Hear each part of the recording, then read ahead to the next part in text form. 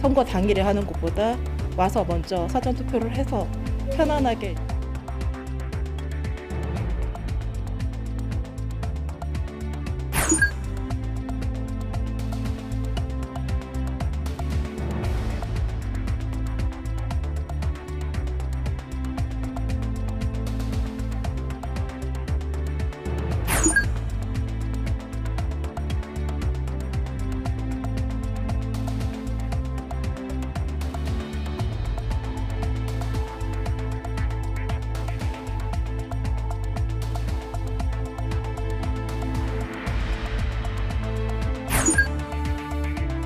아예 그 마음을 대변해 주시는 것 같았고, 또 국민들의 어떤 법 감정을 하나하나 짚어주시는 것 같아서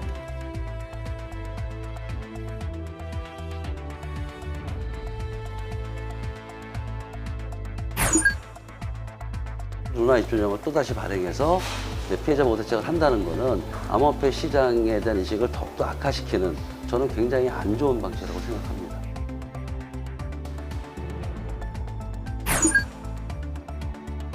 농장에 진입하기 전에 이렇게 교체를 하지 않고 아마 농장에 진입한 게 주 원인으로 생각이 됩니다.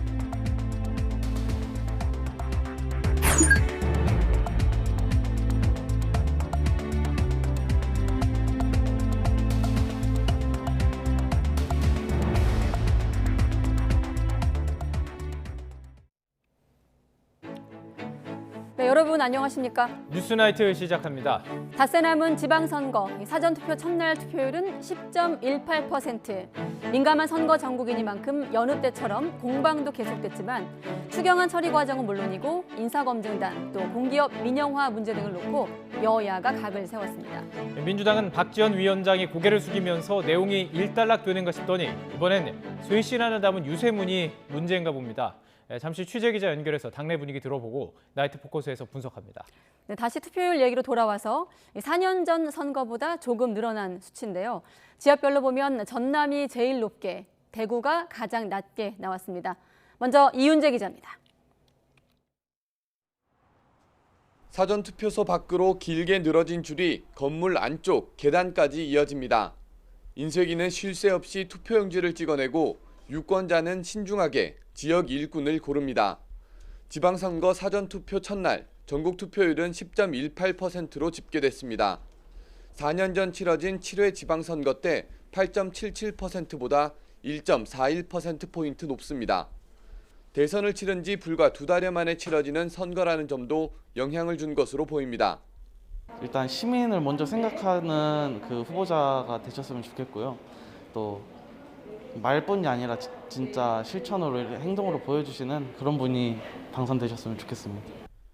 첫날 사전투표율이 가장 높은 곳은 전남으로 17.26%가 투표에 참여했고 강원 전북이 13% 수준으로 뒤를 이었습니다. 반면 대구 지역 사전투표율은 7.02%로 전국에서 가장 낮았습니다.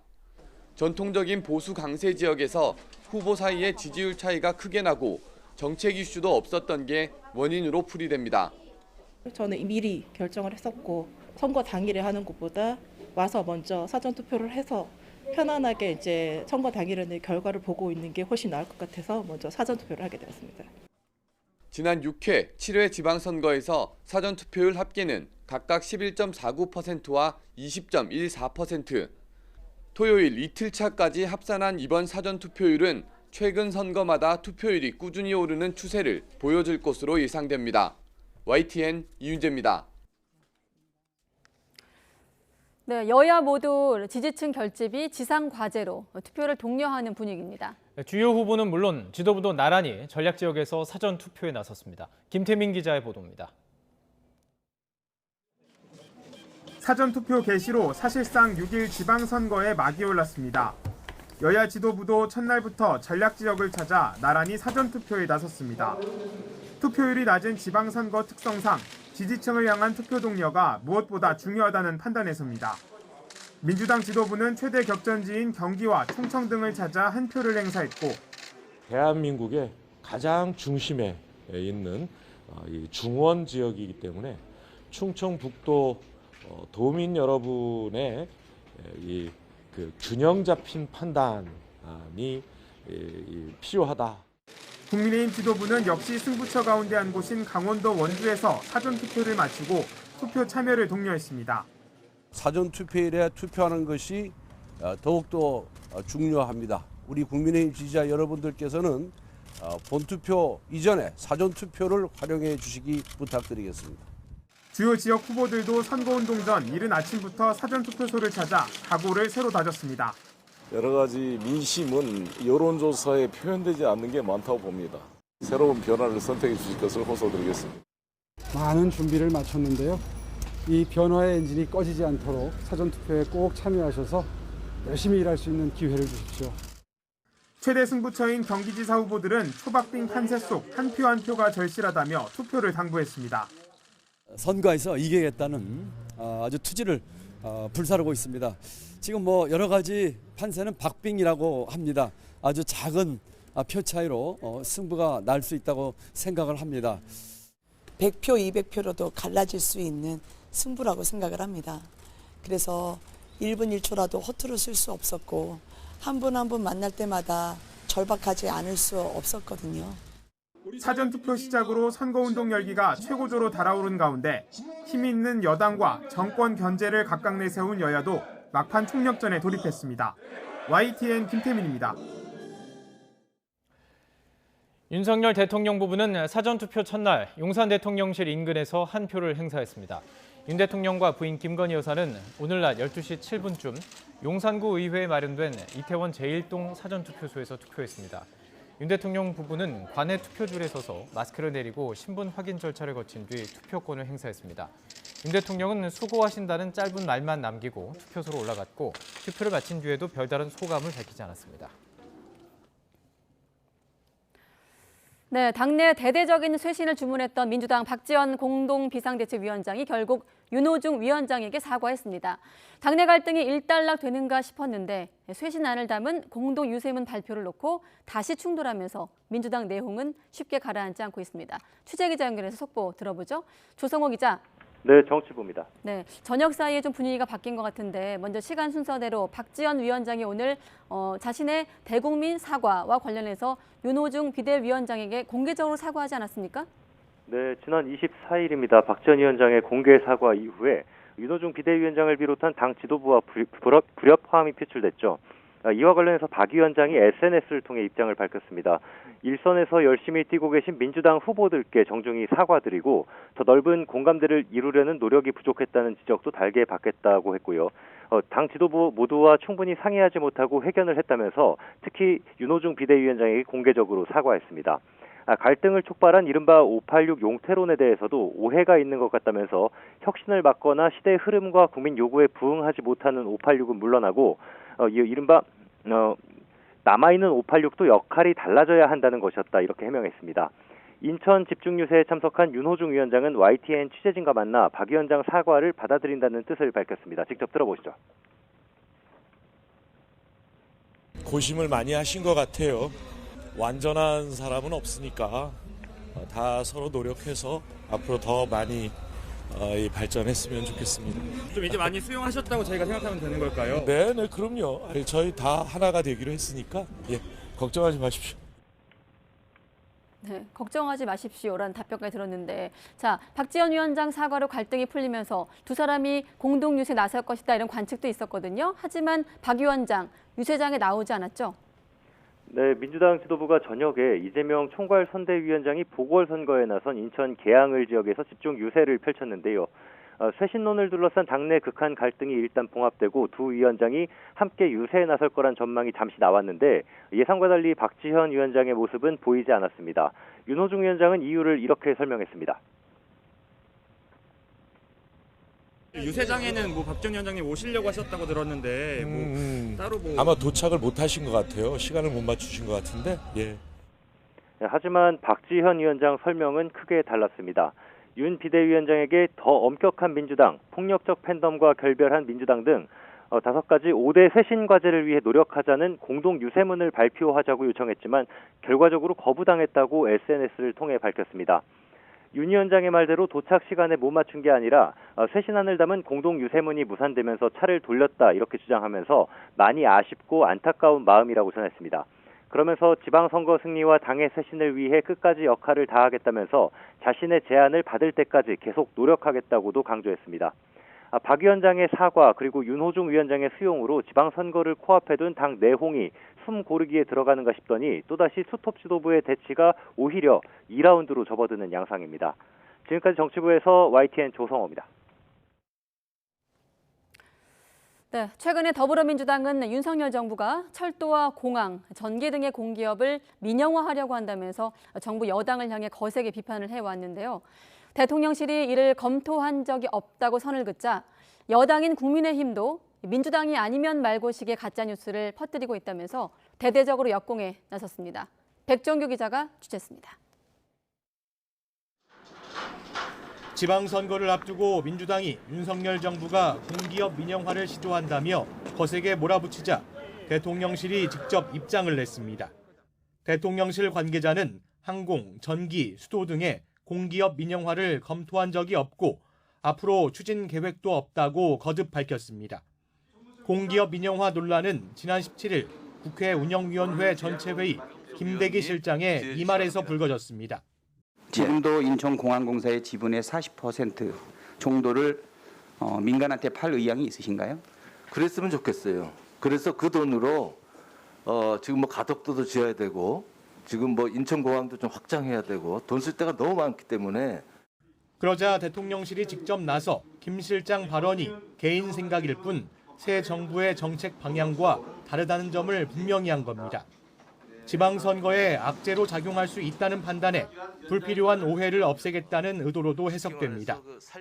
민영화 주장을 허위 선동으로 규정해왔던 국민의힘도 민주당을 향해 대대적인 맹공을 퍼부었습니다. 또 인물과 정책이 중심에 있어야 할 지방선거에 아니면 말고식 대통령 흠집내기, 공기업 민영화, 가짜뉴스만을 퍼뜨리고 있습니다. 동시에 윤석열 정부와 함께 일할 수 있는 힘 있는 여당 후보를 뽑아달라 호소하고 나섰습니다. 앞으로 우리 윤석열 정부와 국민의힘은 충청북도 발전을 위해서 많은 투자를 하겠다 이렇게 약속드립니다. 여러분 도와주시겠습니까? 국민의힘은 민주당의 가짜뉴스 공세에는 단호히 대처하겠다는 방침입니다. 또 지역 발전을 위해 중앙정부에서 예산과 정책 지원을 이끌어내겠다고 약속하며 바닥 민심을 훑고 있습니다. YTN 백종규입니다. 네, 여기에다 인사검증단 문제도 논란이 여전합니다. 윤석열 대통령이 정책 중심의 대통령실은 비위나 정보를 캐는 건 안 하는 게 맞는다고 이 법무부 인사검증 논란을 직접 일축했습니다. 야당인 더불어민주당 권한쟁의 심판에 한동훈 법무부 장관 해임 건의를 추진한다면서 맞불을 놓고 있습니다. 이번엔 조은지 기자입니다. 법무부 인사정보관리단 논란에 윤석열 대통령이 처음으로 직접 입장을 내놨습니다. 대통령실은 공직자 비위 정보 수집을 안 하고 외부 정보를 객관적으로 받아야 한다며 법무부가 인사검증을 맡는 건 아무 문제가 없다고 강조했습니다. 정책이나 이런 거 위주로 해야지 어떤 사람에 대한 비위나 이런 정보 캐는 거 있죠? 그거는 안 하는 게 맞아요. 그래서 내가 민정수석실 없앤 겁니다.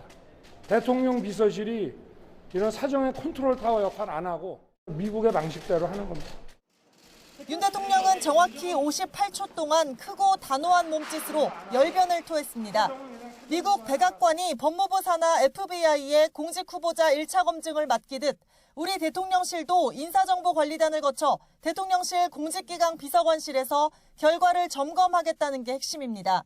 인사정보관리단장은 검찰과 법무부 박 인사가 맡고 20명 인원 가운데 검찰 3명을 빼고 모두 관계부처 파견 인력인데다 사무실도 법무부 외부에 마련하는데 대체 문제가 있느냐는 게 대통령실 판단입니다. 하지만 거대 야당 더불어민주당은 검찰 독재 논리와 다름없다면서 권한쟁의 심판 청구는 물론 한동훈 법무장관 해임 건의안을 검토하겠다고 강력하게 반발했습니다. 권한 분산이나 검증 투명성이 이유라면 인사혁신처로 기능을 옮기는 게 순리라는 겁니다. 법무부가 국무총리와 부총리 인사검증까지 나서게 되면 실질적인 2인자 자리에 올라가는 셈입니다. 민주공화국이 아니라 검찰공화국이 되는 것입니다. 윤 대통령은 대통령실 업무에서 사정과 정보조사 기능을 철저히 빼겠다고 공약했던 만큼 이를 관철하겠다는 의지가 매우 큽니다. 대통령실은 막대한 권한을 직접 내려놓는 것에 방점을 찍고 있지만 최측근 한동훈 법무장관이 얽힌 문제라 관련한 진통은 길어질 수밖에 없어 보입니다. YTN 조은지입니다. 네, 여야는 또 윤석열 정부 첫 추가 경정 예산안을 놓고 연수 회동을 이어가면서 담판을 벌였지만 합의에 이르지 못했습니다. 여야는 내일 저녁 본회의를 열기로 잠정 합의하고 협상을 이어갈 계획입니다. 정유진 기자의 보도입니다. 2차 추경 처리를 위한 여야의 협상은 접점을 찾지 못한 채 끝났습니다. 양당 원내대표와 예결위 간사 등이 동석한 3+3 오찬 회동에 쟁점이 뭔지는 저쪽 원내대표나 저쪽도 잘 알고 있기 때문에 저쪽이 얼마나 전향적으로 대승적으로 오후에는 추경호 경제부총리 겸 기획재정부 장관도 동석한 3자 회동까지 했지만 최종 담판을 짓는 데는 실패한 겁니다. 우리가 할 수 있는 최대한의 범위까지는 민주당의 요구를 좀 수용하려고 하는데 아직 협상 타결은 안 됐습니다. 협상이 난항을 겪은 건 코로나19 방역 조치로 피해를 본 소상공인에 대한 손실보상 소급 적용을 두고 양당이 이견을 좁히지 못했기 때문입니다. 민주당은 소급 적용을 강하게 주장했지만 국민의힘은 더 이상 재원 마련은 어렵다는 입장을 밝혔고 결국 협상은 돌파구를 찾지 못했습니다. 오늘 본회의는 개최하지 않는 것으로 했고요. 민주당이 동의를 하지 않아서. 아직은 쟁점으로 추경 관련해서 남아있는 소급 적용 등에 대한 그런 말씀을 다시 한번 좀 드렸고요. 그래서 이 문제는 좀 더 계속 논의해 가면서 더 이견을 좀 이렇게 좁히는. 이에 따라 양당은 내일 저녁 8시에 추경안 처리를 위한 본회의를 열기로 잠정 합의하고 협상안 도출을 시도할 계획입니다. 국회의장단 임기가 29일에 끝나기 때문에 여야 합의 시점인 6일 지방선거 전에 추경안을 처리하려면 사실상 이번 주말이 시한입니다. 지방선거 전에 추경 처리를 마무리하려는 국민의힘과 의장단 본회의 의결이 필요한 민주당이 극적인 막판 합의에 이를 수 있을지 주목됩니다. YTN 정유진입니다. 네, 윤석열 대통령은 이렇게 국회에서 추가 경정 예산안 처리가 불발된 것과 관련해 국회가 서민들의 간절함에 화답하지 않았다고 비판했습니다. 윤 대통령은 대변인실 공지를 통해 소상공인과 자영업자들은 숨이 넘어가는데 오늘도 국회가 열리지 않아 정말 안타깝다며 이같이 밝혔습니다. 또 국회가 이렇게까지 협조하지 않을 줄은 몰랐다면서 소상공인과 자영업자들의 심정을 깊이 헤아려 달라고 당부하기도 했습니다. 대법원이 나이만을 기준으로 한 임금 피크제는 위법이라고 판결하면서 관련 소송이 줄을 이을 것으로 보입니다. KT의 노동자들이 임금 피크제는 무효라면서 제기한 대규모 소송도 법원이 선고를 다음 달로 미뤘는데 대법원 판례를 바탕으로 어떤 결론이 나올지 관심이 집중되고 있습니다. 홍민기 기자입니다. 지난 2019년과 2020년 KT 전 현직 노동자 1,300여 명은 회사를 상대로 600억 원대에 달하는 손해배상 소송을 냈습니다. 지난 2015년 노사 합의로 체결된 임금 피크제 합의가 무효라면서 많게는 40%까지 깎인 임금을 돌려달라는 겁니다.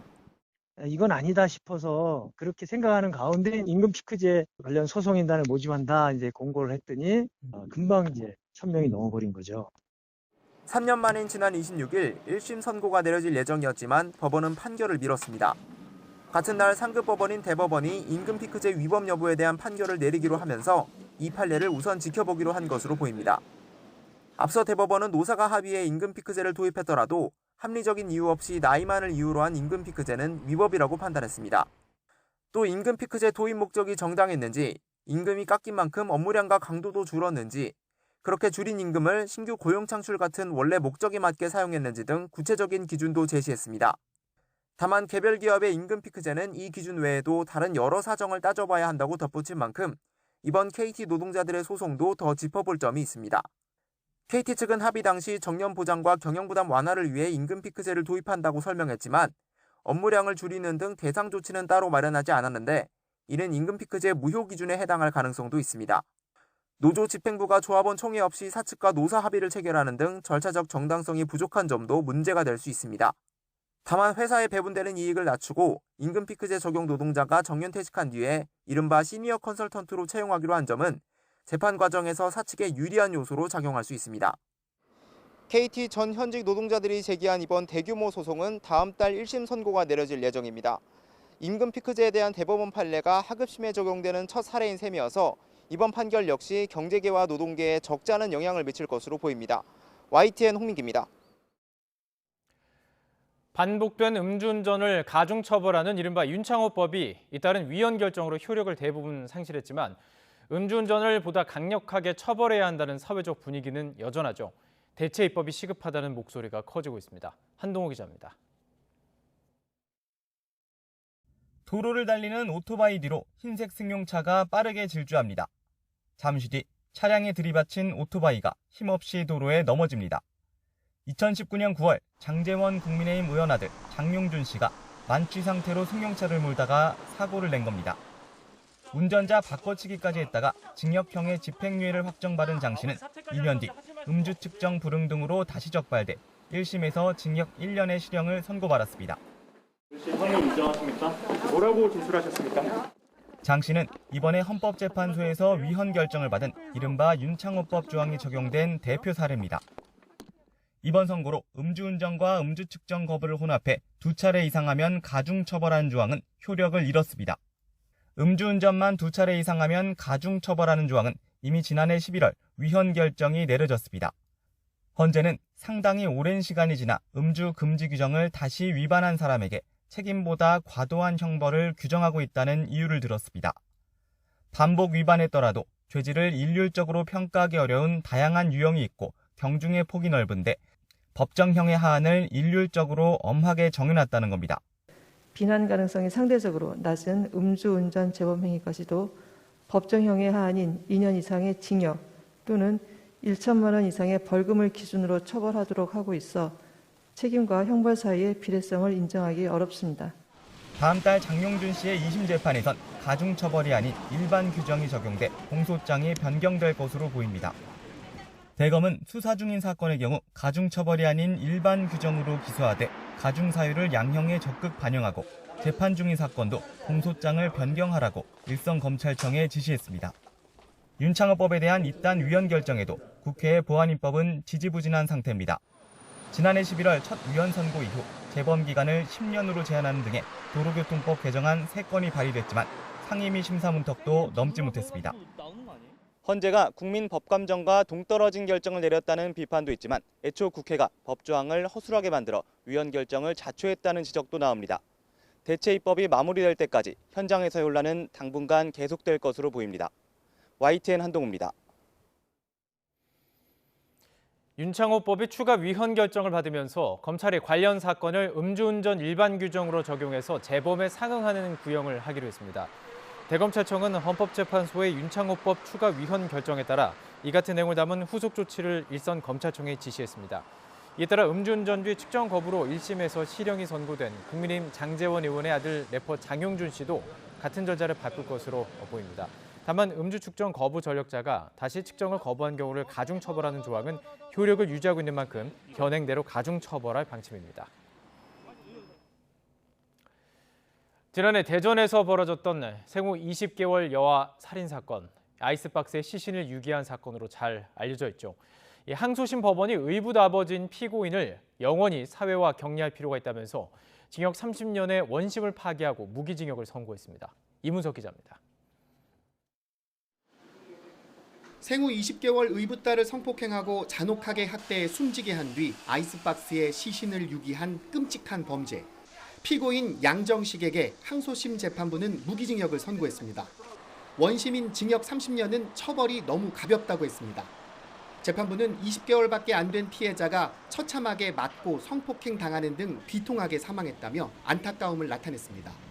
그러면서 범행의 비인간성과 잔혹성, 사회가 받은 충격과 상실감을 고려하고 유사범행 재발을 막기 위해서라도 피고인을 사회로부터 영원히 격리할 필요가 있다고 밝혔습니다.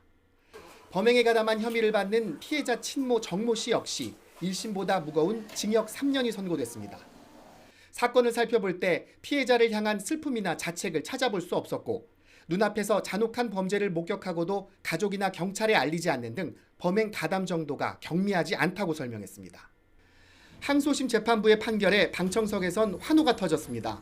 특히 아동학대 방지 시민단체 회원들은 대한민국 법원이 아동학대 범죄에 대한 경각심을 심어준 판결이라고 평가했습니다. 판결 내용 말씀하시는 하나하나가 정말 아이의 입장에서 아이의 그 마음을 대변해 주시는 것 같았고 또 국민들의 어떤 법 감정을 하나하나 짚어주시는 것 같아서 항소심 법원은 27만 명 넘는 시민이 서명한 양 씨의 신상 정보 공개 요청도 처음으로 받아들였습니다. 다만 무기징역을 내린 것을 고려해 화학적 거세로 불리는 성충동 약물치료 명령은 원심과 같이 기각했습니다. YTN 이문석입니다.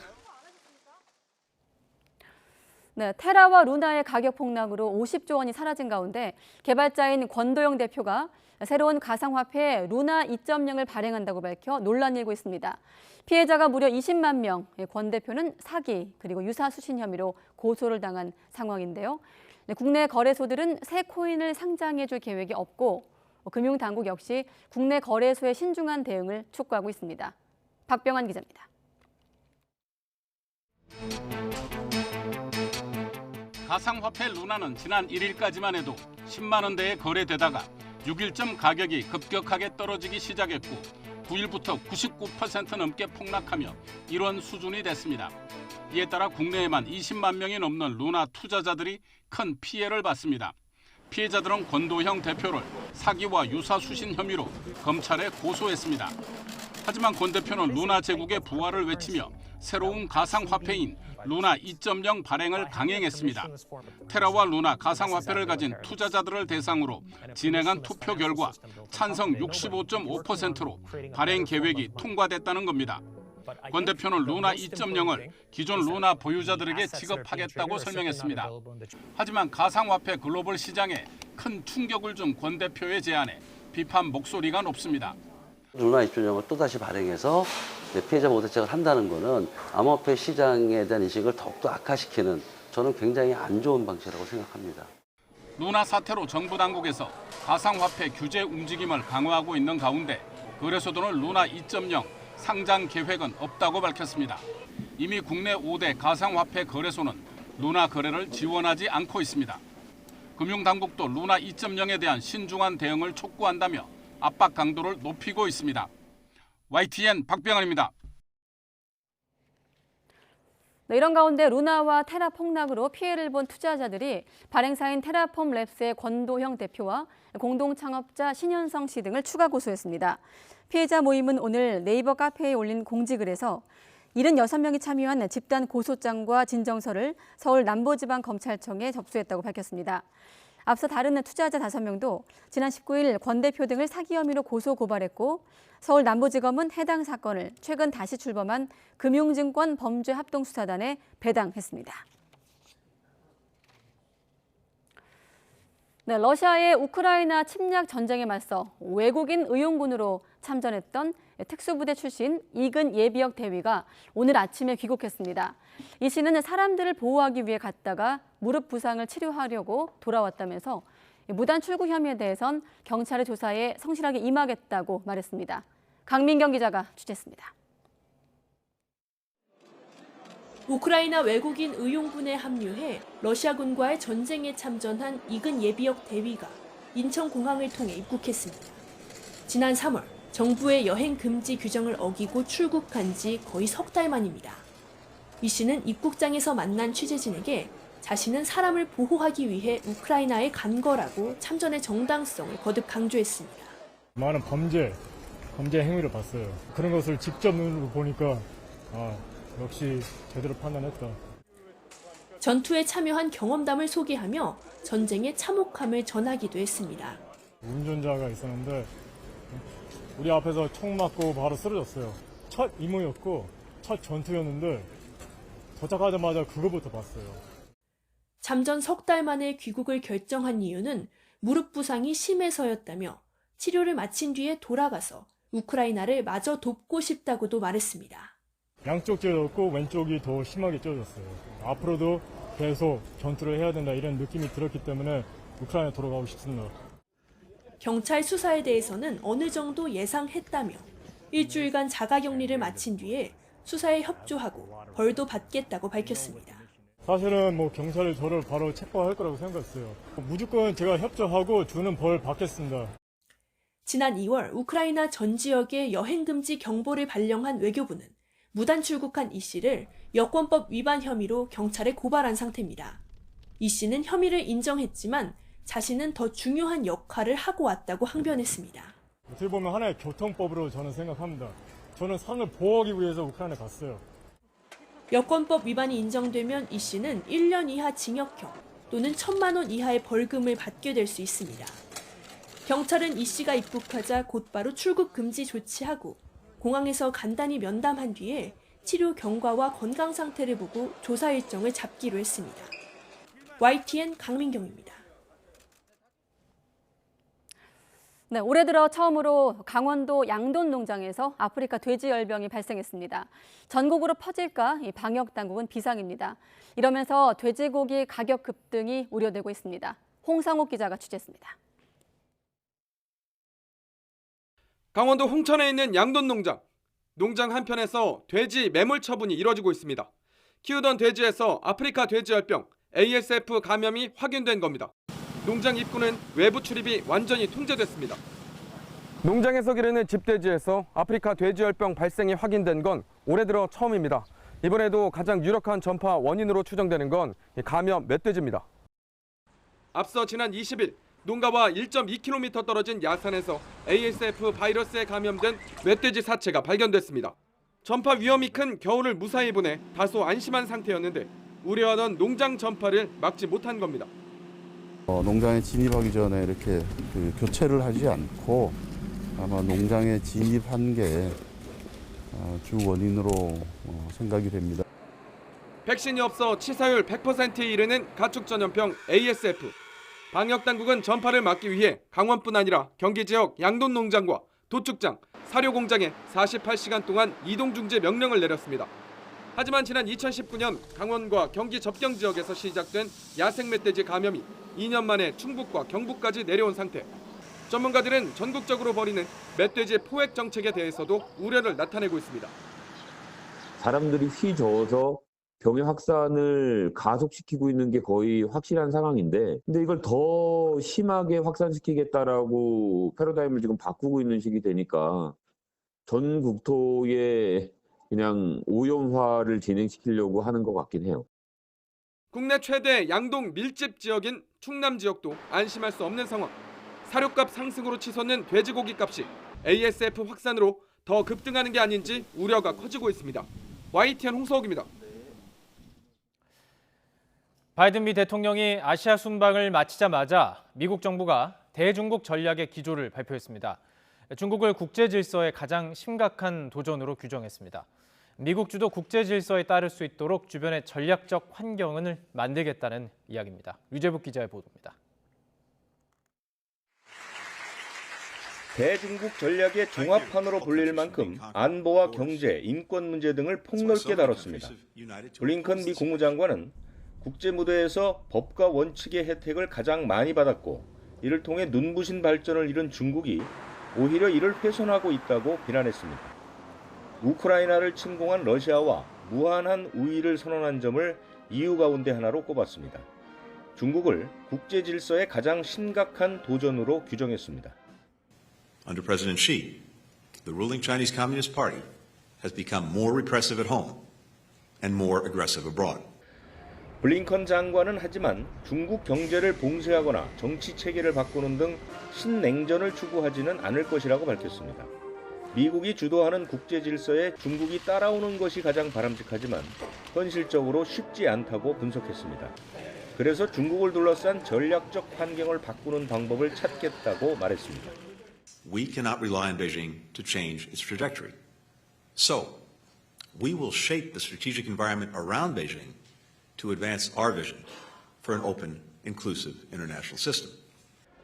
최근 두 나라 사이 최대 갈등 요소인 타이완 문제도 언급했습니다.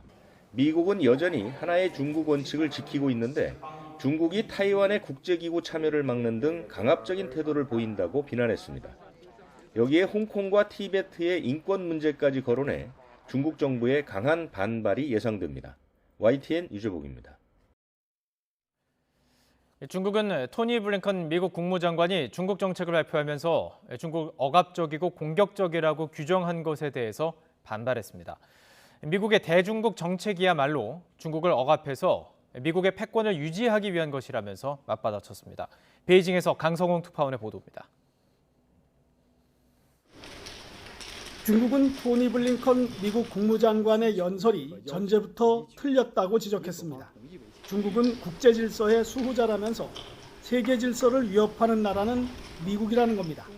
특히 이번 대중국 정책은 중국의 발전을 막고 패권을 유지하려는 것이라며 반발했습니다. 目的是遏制打压中国发展，维护美霸权强权。中方对此强烈不满，坚决反对。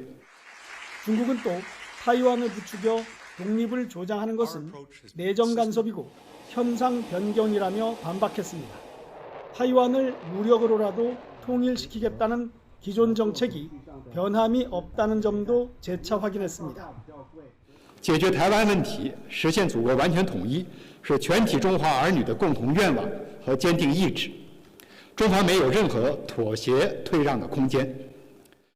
남태평양 8개국을 순방 중인 왕이 외교부장은 키리바시를 방문해 저인망식 외교를 이어갔습니다. 중국은 지난달 솔로몬과 군대 파견까지 가능한 안보협정을 체결해 미국과 호주를 놀라게 했습니다. 이번 방문을 통해 중국은 남태평양 10개국에 경찰을 파견하는 협정도 체결할 것으로 알려졌습니다. 이에 맞서 미국 주도의 쿼드 참가국인 호주가 외교장관을 피지에 급히 보내 대응에 나섰습니다. 미국의 정책을 중국이 조목조목 반박하면서 두 나라의 대립이 더 심해지고 일상화될 것임을 예고했습니다. 베이징에서 YTN 강성웅입니다. 이처럼 격화하는 미중 갈등 속에 북한의 도발은 어떤 변수가 될 수 있을까요? 미국 주도로 마련된 대북 추가 제재안이 유엔 안전보장이사회에서 표결 끝에 채택이 무산됐습니다. 상임이사국인 중국과 러시아가 추가 제재가 현 상황에 도움이 안 될 것이라며 반대했기 때문입니다. 워싱턴 강태욱 특파원의 보도입니다. 북한의 잇따른 도발에 대해 미국이 안보리 추가 제재 결의안을 꺼내들었습니다. 지난 3월에 북한 탄도미사일 도발 이후 준비해온 추가 제재안입니다. 바이든 대통령의 첫 아시아 순방 끝에 북한이 또 미사일 시험에 나서자 의장국인 미국이 즉각 행동에 나선 겁니다. 북한의 원유와 정제유 수입량을 줄이고 북한 정찰총국과 연계된 것으로 알려진 해킹 단체 라자루스를 제재하는 내용입니다. 미국은 안보리의 침묵이 북한에는 도발의 청신호가 되고 있다며 지금이 행동해야 할 때라고 역설했습니다. We cannot allow the DPRK to normalize these unlawful and destabilizing actions, nor let the DPRK divide the Security Council and exhaust our capacity to respond decisively. 하지만 중국과 러시아는 추가 제재가 현 상황에 도움이 되지 않고 오히려 악화시킬 수 있다고 밝혔습니다. 차라리 추가 제재 대신 기존 제재를 완화해야 한다고까지 주장했습니다.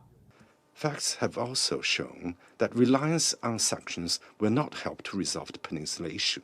Security Council sanctions are a means, not an end. 결과적으로 상임 이사국인 중국과 러시아가 반대하면서 결의안은 채택되지 못했습니다. 한미일 세 나라는 안보리 회의 후 공동 성명을 통해 북한의 도발을 규탄하고 중국과 러시아를 비판했습니다. This resolution was an opportunity to restrict the DPRK's unlawful WMD and ballistic missile advancements. Unfortunately, the bottom line is that we missed this very opportunity because of the decision of two council members. 이번 안보리 회의는 2017년 12월 대북결의 2397호를 만장일치로 채택한 이후 첫 대북 제재안 표결이었습니다. 워싱턴에서 YTN 강태욱입니다.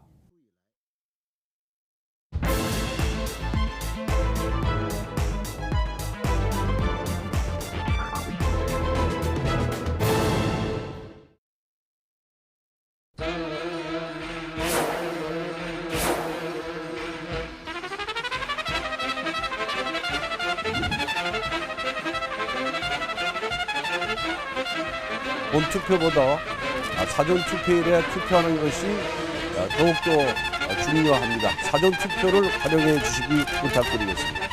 여론조사가 아니라 실제 투표 많이 한 시기입니다. 새로운 세상을 위해서, 희망 있는 세상을 위해서 꼭 투표해 주십시오.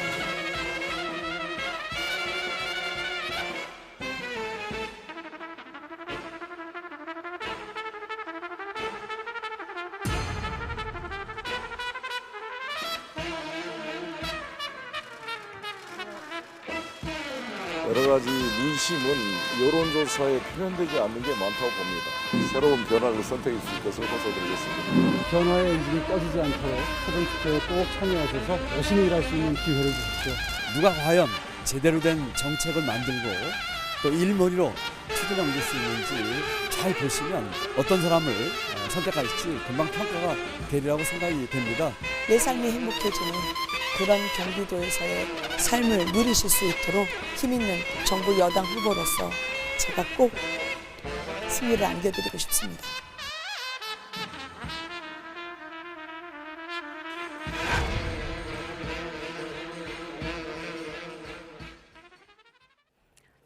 네, 점점 후보들의 목소리가 변하고 있죠. 자, 지방선거 사전투표 첫날 투표율은 10.18%를 기록했습니다. 투표율이 선거 결과에 끼칠 영향에 여야 모두 촉각을 곤두세우고 있는데요. 여야는 또 주요 승부처를 돌며 유권자들의 지지를 호소하기도 했습니다. 나이트 포커스 오늘은 신인규 전 국민의힘 상근 부대변인, 또 하헌기 전 더불어민주당 상근 부대변인 두 분과 함께하겠습니다. 안녕하십니까? 안녕하세요. 안녕하십니까? 어제 이 시간 이 자리에서 패널들과 함께 내일 날이 밝으면 뉴스가 좀 달라질 것이다. 특히 이제 민주당 뉴스가 좀 어떨까 관심이었는데 잠시 뒤에 또 하헌기 전 대변인께 좀 여쭤보기로 하고 잠시 밀어놓고 지방선거 얘기로 시작하겠습니다. 앞서 저희가 몇 번 지금 헤드라인 통해서 숫자를 읊고 있습니다만 10.18%, 4년 전보다 1.41% 올라간 수치거든요. 좀 전반적으로 첫날 분위기 어떻게 좀 보고 계십니까? 일단은 사실 그 사전 투표율이 살짝 올라간 거는 그렇게 특별할 건 아니라고 봅니다. 네. 왜냐하면 이 사전 선거라는 것이 워낙 편리하기도 하고요. 또 홍보가 많이 되고 있기 때문에 그 사전 투표율은 자연 증감분이 반영된 것이다. 이렇게 일단은 평가를 합니다.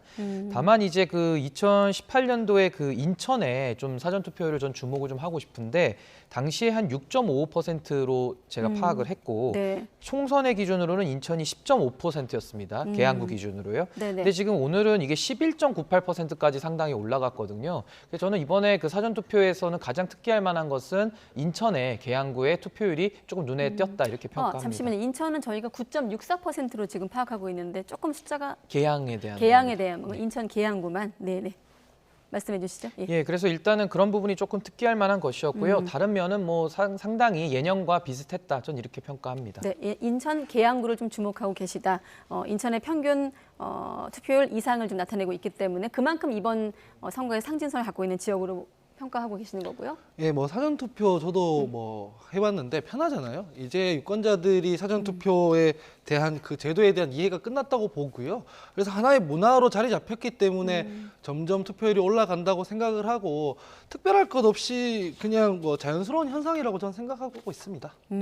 지금 계양구 얘기하셨기 때문에 기사를 보니까 인천 계양구 지역의 다른 지역 4곳 중에서도 이제 고령자가 많은 지역을 빼면 사실상 가장 높은 것으로 투표율이 나타나고 있는데 지금 잠시 뒤 여론조사 보겠습니다만 좀 어느 쪽에 더 유리할까요? 투표율 높은 것이. 그래서 제가 사실 사전 투표에서 저도 하 대변인님과 생각이 비슷했는데 네. 이제 계양을 제가 특별하게 언급한 이유가 네. 이게 좀 눈에 띄게 높기 때문입니다. 그러니까 제가 그 지난번 그 지방선거와도 비교를 단적으로 했던 것이 네. 지방선거 기준으로 봐도 상당히 높고요. 그리고 지난번 총선이죠. 2020년도 총선 기준으로만 봐도 이게 지금 1.5% 정도 높은 걸로 좀 나오고 있거든요. 네. 그래서 이게 지금 아무래도 지방선거와 재보궐선거를 같이 한다는 것만으로 높아진 것이냐 또 그렇게 보기는 사실 어렵습니다. 네. 그래서 저는 이게 아무래도 이제 대선의 시즌2로 지금 여겨지면서 아무래도 상당한 관심이 좀 집중이 된 효과도 있고요. 아마 양당에서 상당히 그 총력전을 지금 계양을에다가 쏟아 부었거든요. 그래서 그거에 대한 효과가 전 이렇게 높게 나타난 거 아니냐. 그래서 아마 내일 하루 더 시간이 남아 있는데 아마 인천 계양을은 상당히 높은 수치가 좀 나올 것 같다. 이렇게 예측을 합니다. 네, 대선 시즌2라고 하셨는데 대선을 치른 지 좀 불과 2달여 만에 치러지는 점도 조금 올라간 데 영향을 미쳤을 것 같아요. 예, 왜냐하면 윤영선 후보죠. 그분의 이름이 별로 보이지 않고 이재명 후보와 반 이재명 이렇게 지금 구도가 짜 있거든요. 네. 그래서 사실 이재명 후보 반대쪽에 있는 국민의힘 후보가 누구든 이재명 후보는 싫어하는 층, 그리고 이재명 후보를 다시 원내에 지금 넣어야 한다는 층, 이렇게 지금 붙고 있는 것 같아서 대선 시즌2라는 평가에 동의하고요. 네. 그렇기 때문에 다 양당이 총력을 기울여서 이 지역에 집중하고 있는 것 아닌가라는 생각입니다. 네, 지난 대선 때도 그랬고 어느 시점부터는 사실 과거에는 특정 정당만 좀 사전투표를 독려하는 측면이 있었는데 최근에는 여야 모두 좀 독려하는 분위기거든요. 이번에도 막판 지지층 결집에 총력을 기울이면서 적극 투표를 독려하고 있습니다. 여야 각 당 얘기를 먼저 들어보시죠. 어떠한 일이든 미리미리 준비하고 대비하는 것이 중요합니다. 투표도 마찬가지입니다. 본투표보다 사전투표일에 투표하는 것이 더욱더 중요합니다. 우리 국민의힘 지지자 여러분들께서는 본투표 이전에 사전투표를 활용해 주시기 부탁드리겠습니다. 투표하면 이긴다. 여론조사가 아니라 실제 투표 많이 하는 측이 이깁니다. 새로운 세상을 위해서, 희망 있는 세상을 위해서 꼭 투표하십시오. 투표하면 이긴다. 네, 고맙습니다. 네, 투표하면 이긴다라는 말까지 들어보셨는데 이 밖에도 윤석열 대통령도 그렇고 또 문재인 전 대통령도 그렇고 내외가 나란히 또 사전투표에 참여한 것도 이를테면 좀 양쪽 지지자에게 주는 메시지가 있을까요? 어떻게 해석하고 계십니까? 사실은 그 사전투표에 대해서 보수의 입장이 많이 바뀐 건 사실입니다. 왜냐하면 그 젊은층, 소위 젊은층들에 대한 그런 투표율이 네. 사실은 보수층을 지지하지 않았었거든요. 그래서 사전투표에 대해서 사실 젊은층들이 좀 많이 하는 편인데 보수에서는 그렇게 강조를 하지 않았었습니다. 그러다가 이제 이번 대선을 지나면서 참으로 이제 독특하게도 젊은 세대들이 이제 보수를 좀 많이 지지하고 열광하다 보니까 이제 오히려 사전투표가 더 높아질수록 더 유리해진 면도 있습니다. 그래서 아마 강조를 많이 했던 것 같고 네. 또 하나는 이제 그 부정선거라는 그 논란이 사실상 많이 작용을 하면서 보수 지지층들은 오히려 사전투표를 안 하려는 경향이 강했거든요. 그러다 보면 전체적인 판세에서는 조금 불리해질 수 있다는 판단 때문에 이번에는 중앙당 차원에서도 상당히 사전투표를 좀 독려를 많이 했고 그런 효과도 좀 이 안에는 반영이 돼 있는 것 같습니다. 네, 그래서 권성동 원내대표도 본투표보다 사전투표가 더 중요하다는 것도 그런 맥락에서 나온 얘기일까요? 예, 그런 맥락에서 나온 것도 맞고요. 네. 사실 이번에는 6월 달에 6월 1일이 이제 본투표일인데 네. 또 연휴로 이렇게 연결될 수 있는 가능성도 높습니다. 그래서 지금 뭐 들리는 소문에 의하면은 상당히 그런 비행 항공 티켓이 많이 좀 예약이 돼 있는 상태다라고 말도 하는데요. 그렇다 보니까 아무래도 본선거에 참여를 안 하다 보면 안 되기 때문에 좀 사전투표를 미리 좀 해주시라 좀 이런 식으로 많이 독려를 하는 것 같습니다. 네. 예, 저도 뭐 전반적으로 다 동의하고요. 2030 세대가 원래 전통적으로 민주당 지지층이었는데 과거에는 투표율이 낮았습니다. 그렇기 때문에 투표율을 제고하는 캠페인을 주로 민주당에서 했고 그다음에 또 하나는 아까 방금 말씀해 주셨지만 보수 정당에서는 지난 선거 혹은 그 전 선거까지만 해도 사전투표는 부정선거에 연루돼 있다라는 목소리가 있어서 사전투표를 좀 꺼리던 경향이 있었는데 네. 이걸 이준석 대표를 필두로 해서 보수 진영의 젊은 분들이 좀 싸워주신 덕분에 바람직한 모습으로 지금 가고 있다고 생각을 하고요. 그다음에 사전투표를 지금 오늘 독려를 하고 나면 또 있지 않습니까? 본투표까지 있기 때문에 무슨 사정이 생겨도 투표를 할 수 있는 룸이 많이 늘어납니다. 그렇기 때문에 사전투표를 적극적으로 해달라고 하고 마지막까지 또 다른 전략으로 본투표 독려를 하면 되기 때문에 예전에 비해서 사전투표 독려하는 그 캠페인 혹은 목소리들이 더 늘어난 게 아닌가 그렇게 평가하고 있습니다. 네, 두 분은 어떠세요? 저는 본투표주의자입니다. 아, 본투표주의자시고. 네, 저는 사실 사전투표가 굉장히 편리합니다. 그래서 저는 이제 뭐 내일 정도에 하려고 네. 계획을 하고 있습니다. 저는 비밀입니다. 네. 네. 자, 아래 자막에 주요 후보들이 어떻게 또 사전투표에 나섰는지 좀 일정들을 좀 소개해 주시고, 자, 전반적으로 지금 국민의힘 지도부 같은 경우는 전국에서 대대적으로 유세를 좀 치르고 있는 분위기고, 민주당 같은 경우 좀 승부처인 수도권의 화력을 모으고 있거든요. 좀 각각 평가해 본다면 큰 틀에서 어떻게 좀 선거 전략 볼 수 있을까요? 지금 아무래도 사실 이제 수도권의 판세가 상당히 중요하죠. 지금 상당히 중요하다고 볼 수 있는데 아무래도 지금 국민의힘 입장에서는 상당히 지금 조금은 구도적으로 좀 유리하다라는 좀 아무래도 판단을 한 것 같습니다. 그래서 그렇기 때문에 조금 더 이런 좀 외곽 지역, 그러니까 수도권 외 지역으로도 지도부들이 좀 총출동하는 그런 분위기고요. 네. 그렇기 때문에 이제 조금 이번에 그 뭐 결과가 어떻게 나올지는 이제 열어봐야 알겠습니다만은 조금 그 2018년도에 있었던 그 민주당의 대승에 이상의 그런 결과가 이번에는 좀 국민의힘에게도 쏠릴 수 있는 그런 가능성의 여지는 좀 보인다. 좀 이런 평가를 조심스럽게 좀 하고 싶습니다. 네. 민주당의 선거 전략은 제가 봤을 때 많이 아쉽습니다. 선거 전략이 뭔지도 사실 잘 모르겠고 뭐 말꾼 대신 일꾼 이러면서 인물 경쟁력에만 기대고 있는 모습인데 선거가 지금 중앙당 차원에서 전략이 제대로 잡혀 있는 것 같진 않다. 오히려 지금 내부에서 선거에 집중하기보다 여러 가지 목소리가 나오면서 조금 시끄러운 소음들이 나오고 있는 것 같은데 이거 마지막에는 집중을 해서 선거에 조금 유리하게 가져갈 수 있도록 힘을 모아야 될 것 같다. 이렇게만 얘기하겠습니다. 네. 왜냐하면 잠시 뒤에 또 그 얘기를 할 시간이 있으니까요. 말씀을 들어보면 선거 전략에 좀 쇄신이 필요하다 이렇게 들리는데 잠시 뒤에 좀 더 여쭤보기로 하고 앞서 뚜껑을 좀 열어봐야 된다고 하셨습니다만 여론조사를 통해서 한번 잠깐 보도록 하겠습니다. 이를테면 마지막 여론조사죠. 25일까지 조사한 결과만 저희가 인용 보도, 공표 보도할 수 있으니까요. 자, 지상파 3사가 공동으로 판세를 조사한 결과를 한번 보여주시죠.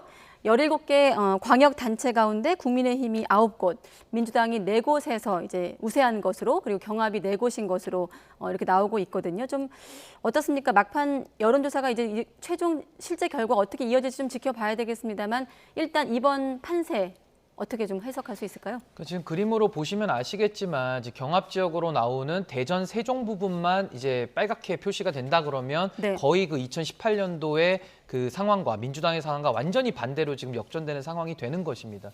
어떻게 보면 인천과 경기가 사실 이제 키를 마지막으로 쥐고 있는 것인데 사실 뭐 경기도 판세는 정말 안개 속입니다. 이거는 정말 뚜껑을 열어봐야 알 상황이고 또 보수 같은 경우는 이제 강용석 후보의 출마까지 겹쳐 있기 때문에 이 부분을 예단하기는 어렵고요. 그리고 인천 같은 경우는 사실 이재명 후보의 그 대선 출마로 인해서 이게 상당히 좀 인천 시장까지도 영향을 이제 받는 지경이 돼버렸습니다.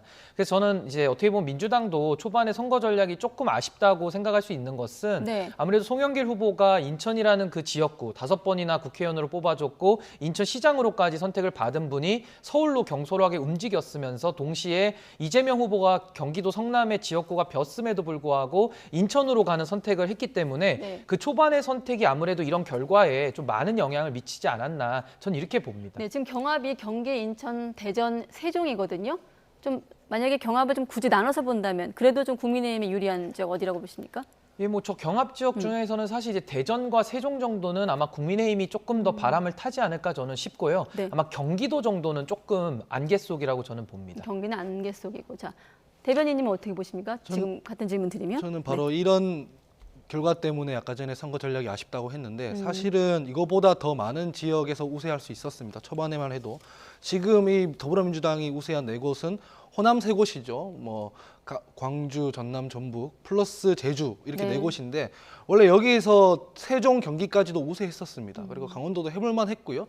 충남도 해볼만 했습니다. 근데 이게 지금 다 경합으로 돌아서거나 아니면은 지금 열세 지역이 되고 4곳으로 쪼그라들었단 말이죠. 이건 선거 전략에 있어서 문제가 심각했다는 건데 여기에는 박원주 의원의 성비 문제 때문에 충남에서 타격을 받은 부분이 있을 거고요. 지금 경기 같은 경우에는 저희가 원래 우세했음에도 불구하고 선거 캠페인의 전략 문제 그리고 지난 대선에서 조금 불만족스러워도 이재명 후보를 찍어줬던 분들이 있어요. 그분들이 적극 지지층은 아닐지 모르지만 어쨌든 지지층인데 저희 민주당이 그분들은 안중에도 없는 것처럼 선거 캠페인을 펼친 부분이 제 눈에는 분명히 보인다. 그런 부분 때문에 영향을 미쳐서 지금 이렇게 쪼그라들었는데 선거 지금 남은 기간 동안만이라도 그분들의 설득할 수 있는 소구력이 있는 얘기를 해야 된다. 그렇지 않으면 아주 어렵게 흘러갈 가능성이 높아 보인다. 저는 이렇게 전망하고 있습니다. 네, 다시 한번 말씀드리지만 25일까지 조사한 결과만 저희가 이제 보도를 할 수 있기 때문에 이를테면 마지막 여론조사이기 때문에 뭐 이미 보신 조사도 있을 것이고 새롭게 보시는 분들도 계시겠습니다만 조사 기간 한번 보십시오. 23에서 대체로 25일까지 조사한 결과들입니다. 앞서 저희들이 반복해서 말씀해 드렸지만 경기도 같은 경우는 계속 혼전 지역으로 지금 나타나고 있고 뭐 오차범위 내에서 지금 접전을 이렇게 나타내고 있거든요. 좀 어떻게 좀 흘러갈까요? 실제 결과까지? 그러니까 사실 뭐 이제 경기도 같은 경우는 지금 거의 뭐 박빙 상태로 보는 게 맞을 것 같습니다. 뭐 일부 튀는 조사가 나오기도 하지만은 거의 전체적인 추세는 이제 박빙으로 보는 것이 맞을 것 같고 지금 어떻게 보면 경기도에서는 지금 강용석 후보가 출마를 했기 때문에 지금 박빙인 상황에서는 그게 굉장히 좀 결정적인 한 방이 될 수가 있거든요. 그래서 이 부분은 만약에 그 강용석 후보의 그 지지율과 그 김동연 후보와 김은혜 후보와의 지지율 차이 그걸 비교해서 아마 조금 평가를 좀 사후적으로 해야 될 부분이 있는 것 같고 저는 민주당 민주당이 하나의 그 실책을 좀 말씀을 더 추가로 드리자면은 어떻게 보면은 의회에서 172석을 가지고 있고 막 검수완박이라는 걸로 힘을 막 보여줬거든요. 그러면서 동시에 선거 캠페인으로서는 막 견제론을 말하고 또 이제 살려달라 이제 이런 식으로 하다 보니까 국민들 보기에는 이게 사실은 어색한 겁니다. 그러니까 힘이 없지 않은데 또 그분에 대해서 우리가 견제할 만한 또 힘을 주십시오 이렇게 말하다 보니까 국민들이 이런 메시지에 대해서는 조금은 받아들이는데 혼선이 있지 않았나 이렇게 저는 평가를 합니다. 네, 최근 들어서 인천 계양을도 좀 분위기가 바뀐 지역 중에 하나거든요. 여러모로 좀 상징성을 갖고 있는 지역이고 앞서 우리가 사전투표를 얘기도 했는데 어떻게 좀 계양을은 평가하십니까? 아까 경기도지사 얘기할 때는 캠페인 전략에서 좀 아쉽다 이렇게 말씀하셨거든요. 저는 경기나 인천 계양을이나 결과적으로는 이기긴 할 거라고 생각을 해요. 이기긴 할 건데 네. 지금 처음에 지금 나왔던 어떤 판세보다 많이 어려워지거나 지금 박빙이 됐잖아요. 이건 무슨 뜻이냐면 유권자들이 설득을 지금 납득을 못하고 있다는 얘기입니다. 왜 인천 계양을에 나왔는지에 대한 저희가 설득하는 그 전략이 실패했기 때문에 이렇게 지금 비등비등해진 거라고 보고요. 네. 경기도 마찬가지입니다. 아까 검수완박 얘기하셨지만 전 그 부분에 동의하거든요. 그 정권 견제론 얘기하기에는 저희 민주당이 힘이 셉니다. 충분히 견제할 수 있습니다. 지금 지방선거에서는 각 지방에서 어떤 비전을 보일 것인가, 내가 어떤 일꾼이 될 것인가에 대한 얘기가 메인 어젠다가 되고 이슈가 되고 그걸 통해서 국민들, 유권자들을 설득해야 하는데 그게 아니라 안티 윤석열 정부처럼 돼 있었단 말이죠. 여기에 대한 유권자들이 지금 납득을 못하고 있는 게 데이터로 드러나고 있는 부분이 있어요. 그래서 이 부분에 대한 해소를 해야 될 거라 생각하고 하지만 인물 경쟁력으로 치면 이재명 후보가 윤영선 후보보다 낮고 제가 생각했을 때 김동연 후보가 김은혜 후보보다 낫다고 생각을 합니다. 그렇기 때문에 지금 남은 기간만이라도 이 부분에 좀 더 집중을 해서 캠페인 전략을 확 뒤집어야 된다. 저는 그렇게 생각합니다. 근데 저는 이 부분에 대해서는 조금 생각이 다른 게요. 이게 사실은 투표에서 가장 무서운 게 분노 투표 내지는 응징 투표입니다. 그거는 굉장한 그 지지층 결집과 높은 투표율로서 그건 반추될 수 있는 거거든요. 네. 아까 제가 초반에서도 왜 인천의 계양을에 대해서 과거 데이터와 제가 비교를 하면서 이거는 굉장히 높은 수치가 나왔다라고 말씀을 드렸냐면은 이 부분에 대해서는 인천 계양이라고 해서 특별할 것은 없거든요. 똑같은 지방선거입니다. 그리고 보궐선거가 똑같이 있습니다. 그럼에도 불구하고 저런 식으로 높게 나왔다라는 것은 아무래도 조금 더 적극 지지층들이 나왔다는 것인데 물론 그것이 이재명 후보 측을 지지하는 이재명 후보를 지켜주기 위한 그런 사람들 많이 나왔을 거라고 보입니다만은 동시에 또 이재명 후보의 저런 행태들에 대해서 이번엔 한번 심판을 해야 되겠다라는 사람들도 꽤 많이 나왔을 것이다. 그렇기 때문에 물론 열어봐야 알겠습니다만은 상당히 이 부분에 대해서는 의외의 결과가 나올 수도 있다. 좀 이렇게 평가를 합니다. 네. 그리고 앞서 그 하원기 전 대변인께서 남은 기간이라고 하셨거든요. 남은 기간이 닷새밖에 남지 않았는데 민주당이 계속 소란스럽습니다. 시끄러워요. 사실 저녁 시간 전까지만 해도 이게 좀 일단락이 되고 숨고르게 들어가겠구나 했는데 지금 쇄신 유세문이었나요? 또 이 문제로 또 시끄러워요. 다시 한번 정리드리면 박지원 비대위원장이 대국민 사과한 것을 사과했습니다. 이를 윤호중 공동비대위원장이 수용을 했는데 다시 또 유세문 얘기가 나온 거예요. 어떻게 흘러가고 있는 겁니까? 전 지금 이거는 박 위원장이 네. 뭐 틀린 얘기를 했다고 생각하진 않아요. 내용을 읽어보면은 구구절절 저희가 경청해야 되고 맞는 말이 있죠. 다만 시기상의 문제가 있는 겁니다. 아까 말씀하셨다시피 저희는 민주당 입장에서는 두 가지 미션을 동시에 수행하기에는 지금 약간 너무 시기적으로 촉박해요. 첫 번째 큰 미션은 어쨌든 지역에서 후보들이 비전을 보이고 유권자들을 설득해내서 지방선거를 이겨야 된다는 미션이 하나 있는 거고요. 그와 별도로 당을 쇄신해야 된다는 미션이 있는 건데 이 쇄신할 때는 내용이 있어야 합니다. 이를테면은 586 용퇴 같은 것은 내용이 있어야 되죠. 쇄신안이 분명히 있어야 되고 이게 되게 큰 얘기인데 내용이 없는 채로 그냥 사과만 했다라고 하는 것 때문에 당내에서 갑론을박이 있고 이견이 있다 보니까 조금 소란스러워졌는데 지금은 좀 봉합 국면으로 가는 거 아닌가라는 생각이고 유세 일정 같은 거는 사실상 뭐 하자고 했을 때 일정이 안 맞으면 못할 수도 있는 문제이기 때문에 너무 확대 해석할 필요는 없을 것 같습니다. 공동유세에 안 나온 걸 너무 확대 해석할 필요는 없다라는 말씀이시고요. 자, 그러면 윤호중 비대위원장 사과를 받아들이느냐는 질문에 자신들은 다 하나가 되기로 했다면서 앞서도 뭐 걱정하지 말라 이런 답을 하기도 했거든요. 잠깐 또 들어보죠. 고심을 많이 하신 것 같아요. 완전한 사람은 없으니까 다 서로 노력해서 더 많이 발전했으면 좋겠습니다. 굉장히 많이 화가 나셨다고 들었었는데. 아, 제가요? 아니요. 좀 이제 많이 수용하셨다고 저희가 생각하면 되는 걸까요? 네, 그럼요. 저희 다 하나가 되기로 했으니까 예, 걱정하지 마십시오. 예. 아까 YTN 기자가 굉장히 많이 화가 나셨다고 들었는데 하니까 제가요? 라고 이제 하면서 우리는 하나가 되기로 했다고 했습니다만 아직은 하나로 보이진 않아요, 민주당이? 일단은 국민들께서 다 지켜보실 겁니다. 아무래도 박지원 위원장이 상당한 용기를 냈다고 저는 보거든요. 용기를 내서 그 메시지 자체는 다 동의를 할 겁니다. 많은 네. 국민들한테 설득력 있는 메시지인데 그 메시지를 했을 때 이제 비공개 회의에서 윤호중 위원장이 이제 공동위원장 아닙니까? 그러면서 이제 뭐 책상을 쾅 치면서 이제 회의장을 나갔다라는 이제 보도도 좀 있었고요. 그래서 아무래도 제 생각에는 이 부분은 임시 봉합이 된 것인데 이제 아마 선거에는 조금 영향이 안 좋게 있을 거라고 저는 보입니다. 저는 그 박지원 위원장의 사과를 보면서 머리를 한 10초 정도 숙였거든요. 네. 그래서 굉장히 깊이 있게 사과를 해서 진정성을 의심하고 싶지는 않은데요. 이것이 박지원 위원장이 사과를 할 때는 그러면 도대체 뭘 사과를 하는 것이냐가 일단 좀 불분명하고 도대체 사과의 주체가 왜 박지원 위원장이냐라는 거에 대해서는 국민들께서는 조금 의구심이 있는 겁니다.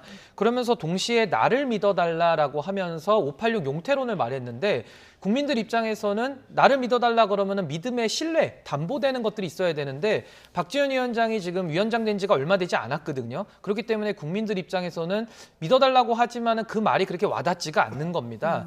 그리고 또 하나를 지적하자면은 아무래도 박지원 위원장이 쇄신안을 5가지를 말을 했는데요. 뭐 다 맞는 얘기입니다만은 마지막에 이제 미래 아젠다에 대해서 열거를 했어요. 근데 이제 공동위원장, 이제 비대위원장이 되면은 당 대표와 똑같거든요. 그렇다면은 그 당에서 그 미래 아젠다에 대해서 어떠한 방향으로 나아가겠다 이 부분에 대해서까지 선명하게 제시를 해야 될 책임이 있는 것인데 아직까지도 그 메시지의 수준은 조금 더 그냥 이렇게 화두를 던지는 정도를 벗어나지 못하고 있다. 이 부분은 좀 많이 아쉽다 이렇게 좀 평가를 합니다. 또 한 가지 앞서 확대 해석은 경계하라고 하셨습니다만 조금 또 눈에 띄는 대목이 박지원 위원장이 문제 없는 것처럼 연출하는 것은 진실이 아니다라는 말과 함께 지금 화면 SNS에 또 입장을 밝히기도 했는데 다시 한번 정리해보면 자신의 대국민 사과에 대한 사과를 했는데 그 사과라는 것이 지금 내용을 보면 팬덤 정치나 앞서 말씀하신 586 용퇴 같은 거는 기존의 입장을 유지하고 있거든요. 그러면 정리하면 선거 국면에 이 시점에 사과한 것을 사과한 걸까요? 박지원 위원장이 용기 있는 행위를 했죠. 용기 있는 행위를 했는데 이 내용은 평론적인 얘기입니다. 정치인이 할 얘기가 아닙니다. 뭐냐면은 팬덤 정치와의 결별 이런 얘기를 하잖아요. 선거 국면에서 이런 얘기를 하는 것 자체가 되게 이상한 얘기입니다. 하나 예를 들면 이준석 대표 체제 이전의 보수 정당은 그 황교안 대표 체제로 예를 들면 태극기 부대를 지지 기반으로 하고 보수 유튜버들과 결합해서 되게 극우 정당화돼 있었던 정당입니다. 이 대표적인 팬덤 정치를 하던 정당인데 이걸 어떻게 극복했느냐를 잘 보면 이준석 대표가 전당대회 때 대구에 내려가서 그 대구에 있는 분들한테 탄핵은 정당했다 하면서 자기 나름대로의 비전과 전략을 제시했습니다. 네. 이를테면 그걸 세대포이론이라고 하죠. 내가 이런 비전이 있는데 이걸 통하면 다음 대선에서 이길 수 있습니다 하고 설득해서 그 비전을 제시하고 그렇게 해서 그거를 극복했는데 이거는 팬덤 정치, 팬덤 그 지지층, 핵심 지지층과 결별한 게 아닙니다. 설득한 거죠. 그러니까 이게 정치인의 태도인 것이거든요. 팬덤 정당이 아닌 정당은 없습니다. 국민의힘, 정의당, 민주당 다 마찬가지입니다. 그러면 문제가 뭐였냐면 민주당은 지금까지 그 핵심 지지층에게 어떤 비전과 전략을 제시하지 않고 그 사람들의 분노의 어떤 에너지에 편승만 했기 때문에 문제인 것이거든요. 근데 박지원 위원장이 마치 지금 지지층과 싸우자는 듯한 이런 메시지를 내는 건 매우 부적절하죠. 이건 그냥 평론적인 얘기인 것이고 정치인이 제시해야 할 어떤 아젠다가 아니기 때문에 여기에 대해서는 이견이 있고 갑론을박이 있을 수밖에 없는 문제지만 선거 앞두고 지금 이 담론적인 얘기를 하기에는 되게 무리이기 때문에 이거 좀 지방선거 이후로 미뤄두자. 그러고 나서 다시 쇄신 논쟁을 하자. 이렇게 지금 해석해야 될 것 같습니다. 네. 저는 조금만 여기다 살을 보태자면요. 네. 그 언급한 어젠다가 다 맞는 얘기입니다. 양극화 해소, 연금 문제, 인구 감소 소멸 문제, 기후 위기 문제 굉장히 중요한 것들을 잘 짚었거든요. 근데 이 정도 짚는 거는 사실 누구나 다 알고 있는 얘기입니다. 그런데 여기에 대해서 보수와 진보가 이념과 비전으로 나눠져 있지 않습니까? 그렇다면 여기서는 박지원 위원장이 당의 대표로서 뭐 분배를 더 강화하는 방향으로 간다든지 아니면은 경제 성장을 토대로 해서 뭐 합리적인 분배 구조를 짠다든지 아니면은 뭐 작은 정부 정부를 지향한다든지 큰 정부를 지향한다라든지 뭔가 보수 진보가 대립하는 이념적 스탠스 속에서 어떤 비전으로 나는 하겠다라는 좀 그런 제시까지 좀 나와줘야 되는데 아직까지도 이러한 아젠다를 나열만 할 뿐 여기에 대한 입법이 필요하다 이렇게만 얘기하거든요. 그러니까 상당히 좀 애매모호하다. 지금 이렇게 좀 평가할 수밖에 없습니다. 네. 혹시 덧붙이실 말씀 있으세요? 예, 뭐 애매모호한 거는 당연히 저런 얘기들은 당의 정책위의장 혹은 정책위원회랑 얘기를 하고 당의 총의를 모아서 해야 됐었는데 지금 박지원 위원장 같은 경우에는 민주당이 되게 못났지 않습니까? 사실 사과해야 되거든요. 자꾸 성범죄들이 일어나고 이런 부분들에서 사과를 해야 되는데 이래가지고 어떻게 유세장에 나가서 유권자들한테 표를 달라고 하겠는가라는 조급한 마음들이 있었기 때문에 이걸 지금 반성과 쇄신, 사과 이런 절차를 나아갔는데 여기에 대해서는 또 논의를 하면서 총의를 모아 나가야죠. 네. 아직은 민주당은 숨고르기, 일단락이 아니라 자막에서처럼 2라운드인 것 같습니다. 좀 더 지켜보겠습니다. 주말 사이에 좀 변화가 있을지 한번 보겠고.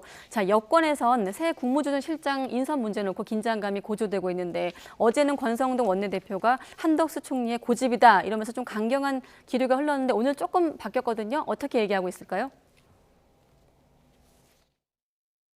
민정원 국무조정실장 내정 관련해서 논란 여전한데 대통령 임명 방향하실 거라고 보세요? 그 부분에 대해서는 당의 입장을 충분히 대통령과 국무총리께 전달했기 때문에 두 분이 수기 끝에 현명한 결정을 하리라 이렇게 믿고 있습니다. 네, 한덕수 총리의 고집이라고 했던 권성동 원내대표, 윤핵관 중 윤핵관인 권성동 원내대표가 현명한 결정을 주문했습니다.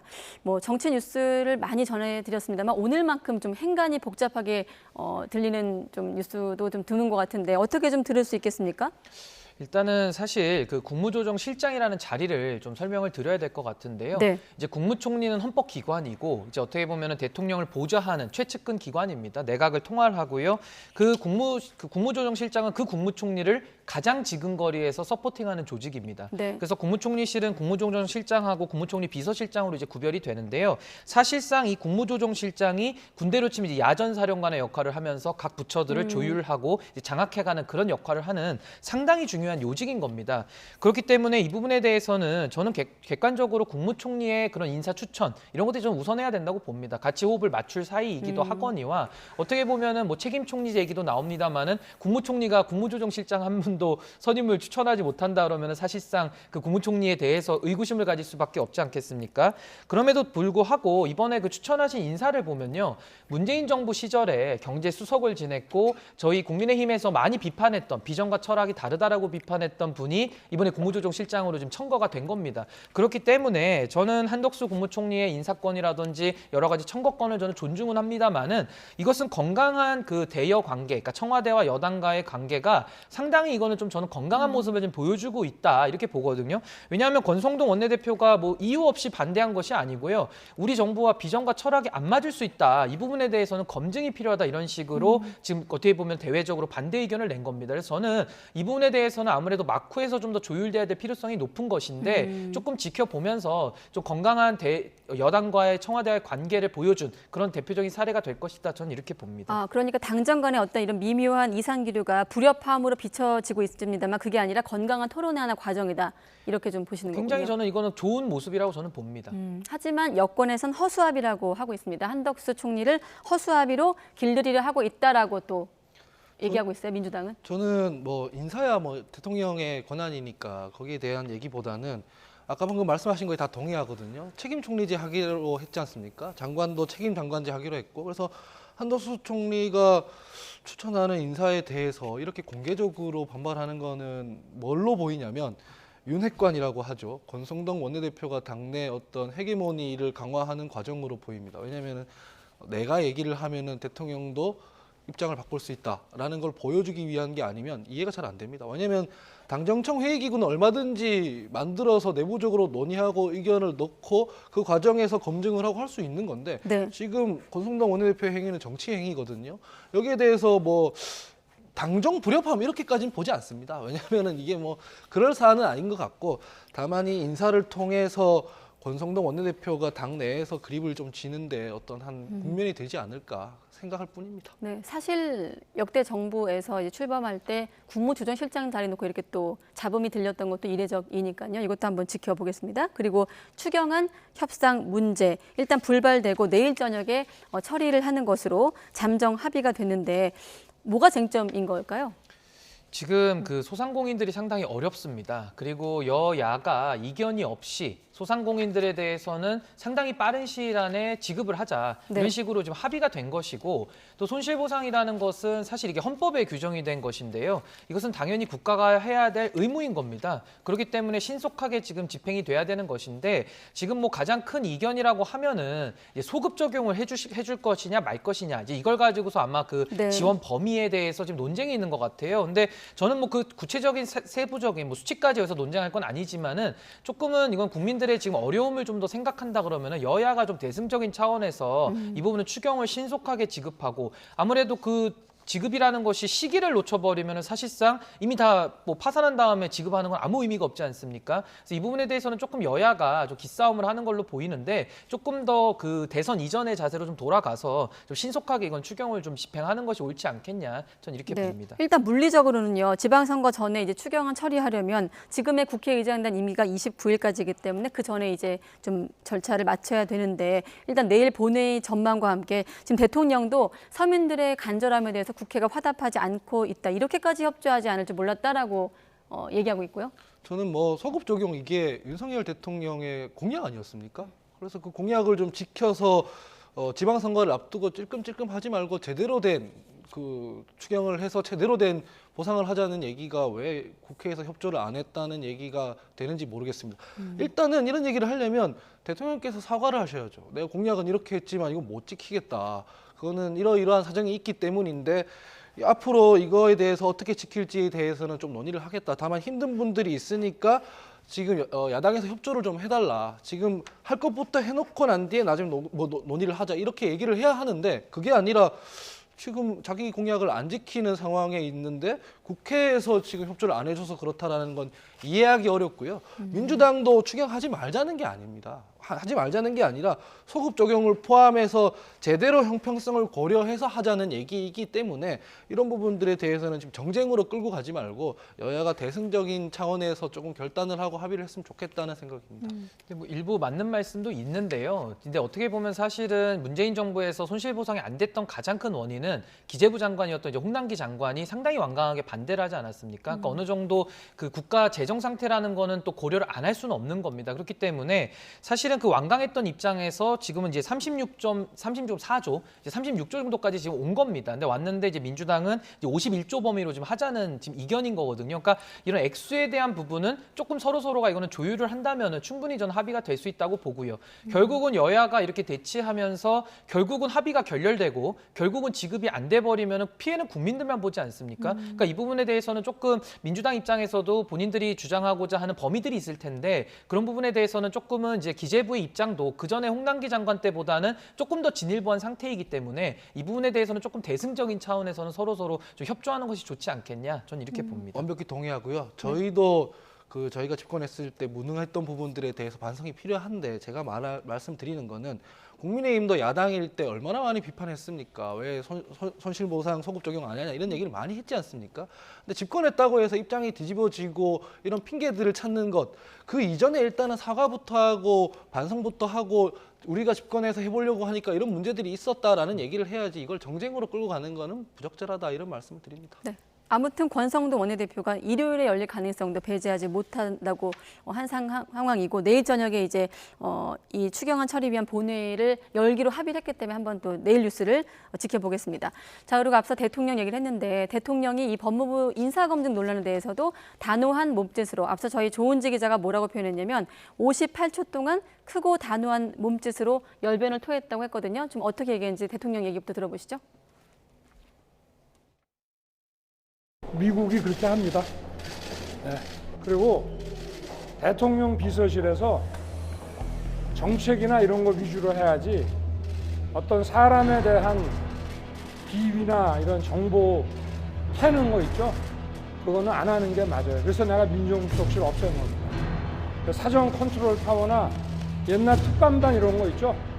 공직자의 비위 정보 수집하는 거 그런 거 안 하고 사정은 그냥 사정기관이 알아서 하는 거고 대통령 비서실이 이런 사정의 컨트롤 타워 역할 안 하고 그리고 공직 후보자에 대한 비위나 비위 의혹에 관한 정보 수집 있죠? 그것도 안 합니다. 대통령 비서실이라는 데는 직접 그런 정보 수집 업무를 안 하고 받아서 해야 됩니다. 그래야 객관적으로 할 수가 있어요. 자료가 축적될 수도 있고. 그래서 미국의 방식대로 하는 거죠. 네, 사실 이 문제는 지금 요 며칠 저희가 왕 수석 폐지한다더니 왕 장관 이런 내용을 해서 리포트도 하고 또 대담에서 여러 번 논란을 다뤘고 지금 오늘 추가된 내용은 대통령이 이렇게 직접 나서서 이번 논란에 대해 일축을 했다는 점 그리고 민주당이 한동훈 장관을 향해서 해임 건의를 검토하겠다까지 새 뉴스가 나왔거든요. 네.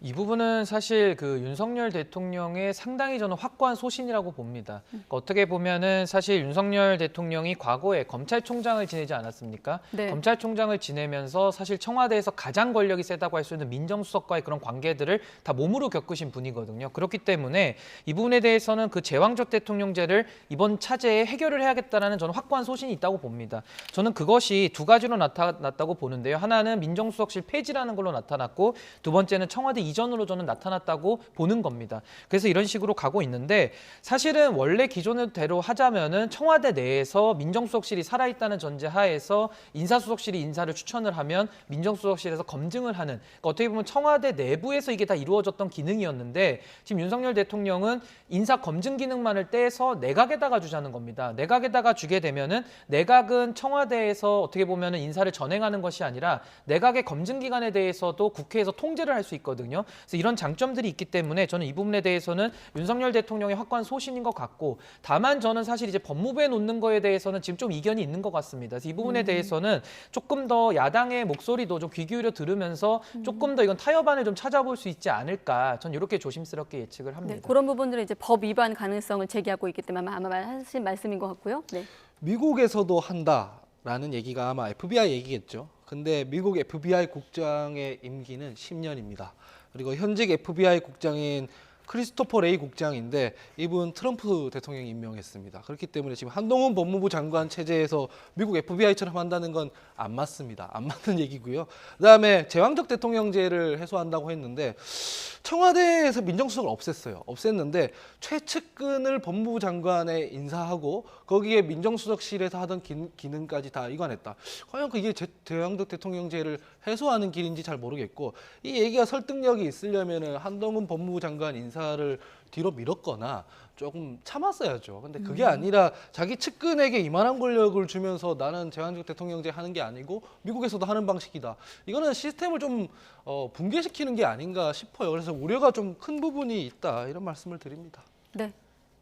네, 이 부분에 대해서는 저는 한 말씀만 드리자면은 사실 맞습니다. 그러니까 권한을 너무 법무부에 지금 집중해 준 것 같은 모습이 보이고 또 한동훈 장관이라는 특수성도 있기 때문에 전 야당의 비판이 타당한 면도 있다고 보는데요. 네. 동시에 권한이 크면 그만큼 책임도 무거워지는 것이거든요. 그래서 한동훈 장관은 아무래도 앞으로도 인사 낙마가 있을 것으로 예상이 되는데 그럴 때마다 아마 야당의 비판을 피하기가 어려울 것이고 저는 법무부에 놓는 거는 저는 검토가 필요하다고 봅니다. 뭐 총리실 산하에 놓는다든지 인사혁신처에다가 그런 권한을 줄 수도 있는 겁니다. 그래서 이런 부분들은 조금 더 열린 자세로 타협하는 것이 좋지 않겠나 이렇게 봅니다. 네.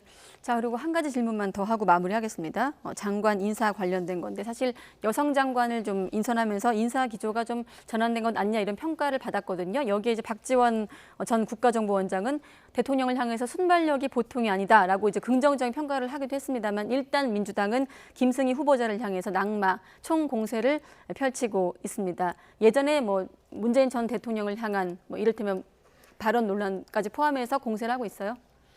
뭐 사실 그 막말이 왔다 뭐 이런 식으로까지 표현을 거칠게 좀 하시던데 저도 그 발언 다 들어봤거든요. 네. 근데 사실 문재인 대통령에 대해서 상당히 좀 강도 높게 비판을 한 건 맞습니다. 근데 저는 사실 저것을 막말로 볼 수 있는지는 이제 아무래도 논란이 있을 것 같은데 과거에 민주당의 홍모 의원 같은 경우는 박근혜 대통령을 대상으로 귀태라고까지 표현을 했습니다. 그러니까 그런 거에 비하면은 사실 저 침해 발언이라는 것은 조금 정도는 좀 덜하지 않나 저는 이렇게 보고요. 말 한마디 가지고서 그 법무부 지금 장관의 자격 여부를 따지는 건 조금 과도하고 좀 청문회를 통해서 그분에 대한 종합적인 검증, 또 업무에 대한 것과 도덕성 이걸 좀 총체적으로 좀 검증을 한 다음에 반응을 하는 것이 좋지 않겠나 저는 이렇게 봅니다. 또 한 가지가 애초에는 남성으로 이제 최종 결정한 뒤에 여성 후보자로 좀 바뀐 점에 주목하기도 하고요. 대통령이 예, 이게 포함해서. 뭐 그런 거잖아요. 정상회담 때 여성 장관이 너무 부족하다라는 비판을 미국 기자였던가요? 네네.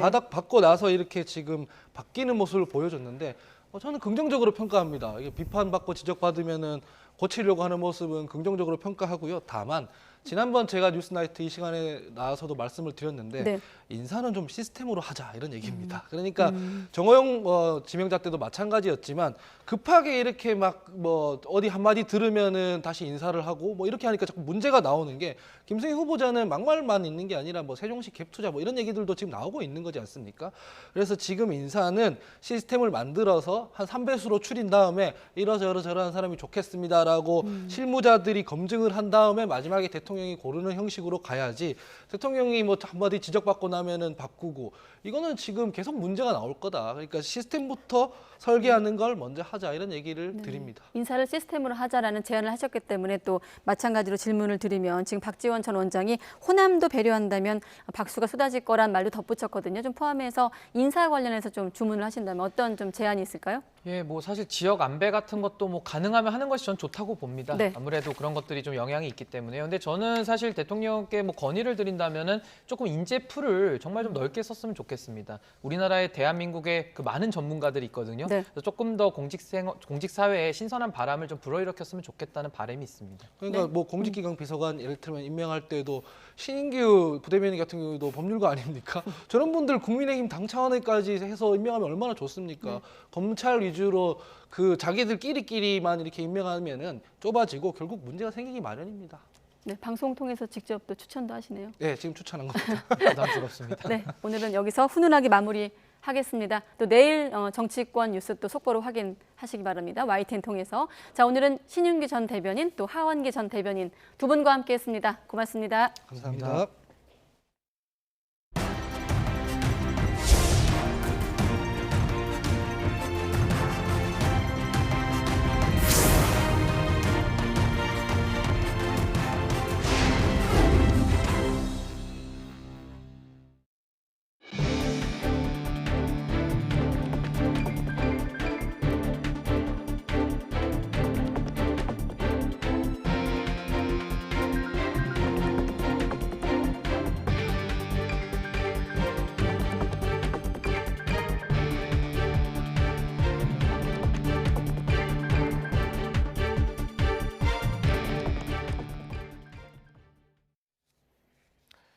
경찰의 부실 대응 파문을 불러온 인천 층간소음 흉기 난동 사건의 가해자에게 법원이 징역 22년의 중형을 선고했습니다.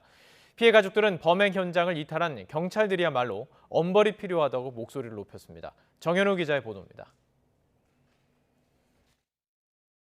지난해 11월 인천 서창동 다세대 주택.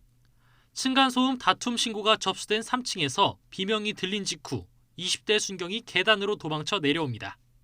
피해자 가족이 황급히 뛰어 올라가지만 40대 경위는 순경을 데리고 나오더니 그새 닫히는 현관문을 보고도 돌아섭니다. 밖에서 범행을 묘사하는 등 엉뚱한 행동으로 시간을 허비하다가 주민 도움으로 다시 진입한 두 경찰. 하지만 이미 3분 넘게 계속된 흉기 난동에 40대 여성이 목을 찔려 의식을 잃는 등 일가족 3명이 크게 다쳤고 경찰 부실 대응에 대한 비난 여론이 빗발쳤습니다.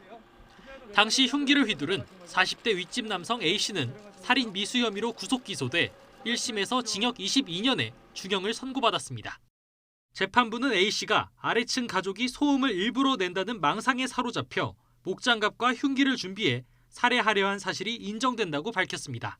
특히 치명적인 손상을 입은 피해자들의 고통과 충격, 그리고 A씨의 재범 가능성을 볼 때 엄벌이 필요하다고 강조했습니다. 다만 범행을 일부 인정하고 벌금형 이상의 동종 전과가 없는 점도 고려했다고 설명했습니다. 가족들은 중형이 선고된 게 당연하다면서도 범행 현장을 이탈해 피해를 더 크게 만든 두 경찰관에 대한 처벌이 중요하다고 호소했습니다. 국민들하고 재산 지켜주기 위해서 선발하는 그 경찰들이 나몰라라 하고 이렇게 도망을 가고 가면 이런 서민들이나 피해자들은 어떻게 믿고 세상을 살아가는지. 당시 부실 대응 파문으로 징계를 받고 해임된 두 경찰관은 직무유기 혐의로도 수사받고 있습니다. 분명히 이 사건은 특수직무유기 혐의로 기소가 될 것으로 저희가 보고 있고 관련해서 피고인에 대한 그 선고 결과가 나왔기 때문에 아마 빠른 시일 내에 이들이 기소되지 않을까 그렇게 생각하고 있습니다. 검찰이 구형량보다 낮은 형량에 대해서 항소할 것으로 예상되는 가운데 두 경찰의 직무유기 혐의에 대한 수사도 속도를 낼 전망입니다. YTN 정윤우입니다. 서울 강남 안과병원의 환자들을 알선해주고 200억 원대 뒷돈을 챙긴 혐의를 받고 있는 브로커 일당에 대해서 경찰이 강제 수사에 나섰습니다. 서울경찰청 금융범죄수사대는 오늘 의료법 위반 혐의를 받고 있는 강남 안과병원 한 곳과 브로커 조직 사무실 6곳을 동시에 압수수색했습니다. 보험사로부터 진정을 접수해 수사에 나선 경찰은 이들이 건강보험 혜택이 적용되지 않는 백내장 수술 환자를 주로 알선한 게 아닌지 들여다보고 있습니다. 경찰청 주변에서 헬멧을 쓰지 않은 채 술을 마시고 전동 킥보드를 몰던 남성이 적발됐는데 조사 과정에서 현직 경찰관인 것으로 드러났습니다. 서울 남대문 경찰서는 오늘 새벽 0시쯤 서울 순화동 사거리에서 면허 취소 수준인 혈중 알코올 농도 0.097%의 만취 상태로 전동 킥보드를 몰던 경찰청 소속 유모 경위에게 범칙금을 부과한 뒤 귀가시켰습니다. 경찰청은 유 경위에 대한 감찰을 벌인 뒤 징계위원회에 회부할지를 결정할 예정입니다. 한국은행이 또 기준금리를 올리면서 대출자들의 이자 부담이 더 높아지게 됐습니다. 특히 주택담보대출 금리가 조만간 7%대에 이를 거란 전망까지 나오고 있어서 부동산 영끌에 나섰던 사람들의 부담이 커질 것으로 보입니다. 강희경 기자가 보도합니다. 20%씩 올라간다라고 하면 저 같은 서민 입장에서는 임금인권을 또 찾아볼 수밖에 없고. 매월 제가 내던 이자 부담이 60만 원 정도였는데 지금은 이제 100만 원 정도로 올라가면서 부담이 많이 되고 있습니다. 지난해 중순 한국은행이 기준금리를 올리기 시작한 이후 대출자들의 가장 큰 고민거리는 천정부지로 치솟는 대출금리였습니다. 한국은행이 추산한 자료를 보면 기준금리가 0.25%포인트 오를 때마다 가계의 전체 이자 부담 규모는 3조 3천억 원 불어납니다. 단순히 따져봤을 때 지난해 8월 기준금리 인상 전과 비교하면 전체 이자 규모는 16조 5천억 원, 1인당 부담은 82만 원씩 늘어나는 겁니다. 문제는 잡힐 줄 모르는 고물가에 기준금리 추가 인상이 불가피하다는 점입니다. 높은 물가 오름세가 상당 기간 지속될 것으로 예상되는 만큼 당분간 물가에 보다 중점을 두고 통화정책을 운영할 필요가 있다고 판단하고 있습니다. 또 기준금리가 오르는 폭보다 대출금리가 훨씬 크게 오르는 만큼 이자 부담은 더 높아질 수밖에 없습니다. 실제 지난해 8월 신규 취급액 기준 가계대출 평균 금리는 3.1%였지만 지난 3월 말에는 3.98%까지 올랐습니다. 기준금리 상승폭의 2배 가까이 오른 셈입니다. 부동산 가격 상승을 기대하며 영끌에 나섰던 주택담보대출 이용자들의 부담은 특히나 더 큽니다. 4대 시중은행이 지난달 신규 취급한 주택담보대출 월평균 금리는 3.84에서 4.37%로 상단 기준으로 한 달 만에 0.05%포인트 올랐고 변동금리 상단은 5%대, 고정금리는 6%대를 이미 돌파했습니다.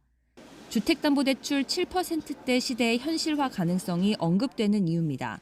추가적인 기준금리 인상이 이루어진다면 대출금리의 상단이 7%를 초과할 가능성은 충분히 염두에 두실 필요성이 있을 것 같고요. 아마 8%에 근접하는 수준까지. 물가를 잡겠다고 기준금리를 올리지만 대출자들의 부담이 점점 한계에 이를 거란 우려도 나오고 있어서 기준금리 추가 인상 폭과 시점을 두고 한은의 고심도 깊어질 전망입니다. YTN 강희경입니다. 코로나19로 잠잠했던 대학 캠퍼스에 다시 활력이 돌고 있습니다. 대학교 곳곳에서 축제가 열리고 있는데요. 학생들은 오랜만에 열기를 발산하며 되찾은 일상의 기쁨을 만끽했습니다. 윤성훈 기자의 보도입니다. 마실래요? 한번 먹어주세요. 철번띠. 1분 안에 건빵 7개 먹기. 목이 맨 상태에서도 정해진 시간 내에 건빵을 먹겠다고 나서고 조심스럽게 물병 세우기에 도전해봅니다. 성공 여부는 중요하지 않습니다. 3년 만에 열린 대면 축제는 학생들에게 소소한 게임 그리고 함께하는 즐거움을 느끼게 해줬습니다. 맨날 연습실에 있으면서 연습하다가 되게 이렇게 코로나가 끝나고 나서 다 함께 이렇게 즐길 수 있는 게 너무 뜻깊은 것 같고 옆자리에선 학생들이 턱걸이하며 근육을 뽐냅니다. 사회적 거리두기 해제가 특히 반가운 건 운동 동아리 학생들입니다. 운동 동아리로서 코로나로 인해서 많은 운영에 어려움을 겪었는데 이렇게 거리두기가 해제됨에 따라서 이제 축제에서 동아리 홍보도 하고 근처에 사는 아이들도 축제가 열리는 캠퍼스를 찾아 함께 자유를 누렸습니다. 코로나 때문에 축제도 안 열리고 해가지고 집 밖도 못 나게 하고 해가지고 되게 답답하긴 했는데 오랜만에 축제 오니까 기분이 좋았어요. 저녁이 되자 분위기는 더 뜨거워집니다. 300명이 넘는 학생들이 어깨를 걸고 우위를 다졌습니다. 오랜만에 함께 호흡하고 함성을 외치자 저절로 웃음이 터집니다. 얼굴을 마주하고 한데 모여 식사할 수 있다는 것만으로도 기쁘고 즐겁습니다. 화면에서만 본 친구들과 직접 만날 수 있어서 좀 신기하고 너무 기쁩니다. 야외에서 이제 밥도 이렇게 많은 인원이 먹는 거는 되게 오랜만인 것 같아서 그런 점이 좋은 것 같아요. 젊은 열기로 가득 찬 대학가. 코로나19에서 되찾은 일상이 더 소중하게 느껴집니다. YTN 윤성훈입니다. 코로나19 신규 환자는 이틀째 10,000명대를 기록했습니다. 유행 감소세에 정부는 고위험군 피해 최소화에 집중하겠다면서 하루 안에 검사와 진료, 치료제 처방까지 받는 패스트트랙을 다음 달 본격화하기로 했습니다. 이영원 기자입니다. 코로나19 확진자는 전날보다 2천여 명 줄어 이틀째 10,000명대를 기록했습니다. 금요일 발표 기준으로는 지난 1월 28일 이후 17주 만에 최소 규모입니다. 유행 감소세가 이어지면서 정부는 피해 최소화 전략에 더 집중하기로 했습니다. 사망자 중 93.7%가 60세 이상에 집중되어 있어 고령층 보호가 가장 중요합니다. 얼마나 신속하게 진단해서 빨리 치료를 시작하는가가 중요한. 고위험군에 대한 검사부터 진료, 치료제 처방까지 하루 안에 이루어지도록 패스트트랙을 도입하기로 한 이유입니다. 고위험군은 검사와 진료, 치료제 처방이 원스톱으로 하루에 이루어지도록 하고 필요한 경우 지체 없이 전담병원에 입원할 수 있도록 하겠습니다. 패스트트랙 대상은 60살 이상 고령층과 면역 저하자, 감염 취약시설 입소자입니다. 이들 가운데 지역사회에 거주하는 고위험군은 동네 의료기관에서 신속 항원 검사를 받은 뒤 양성이 나오고 증상이 있다면 해당 병원에서 바로 치료제 처방을 받을 수 있습니다.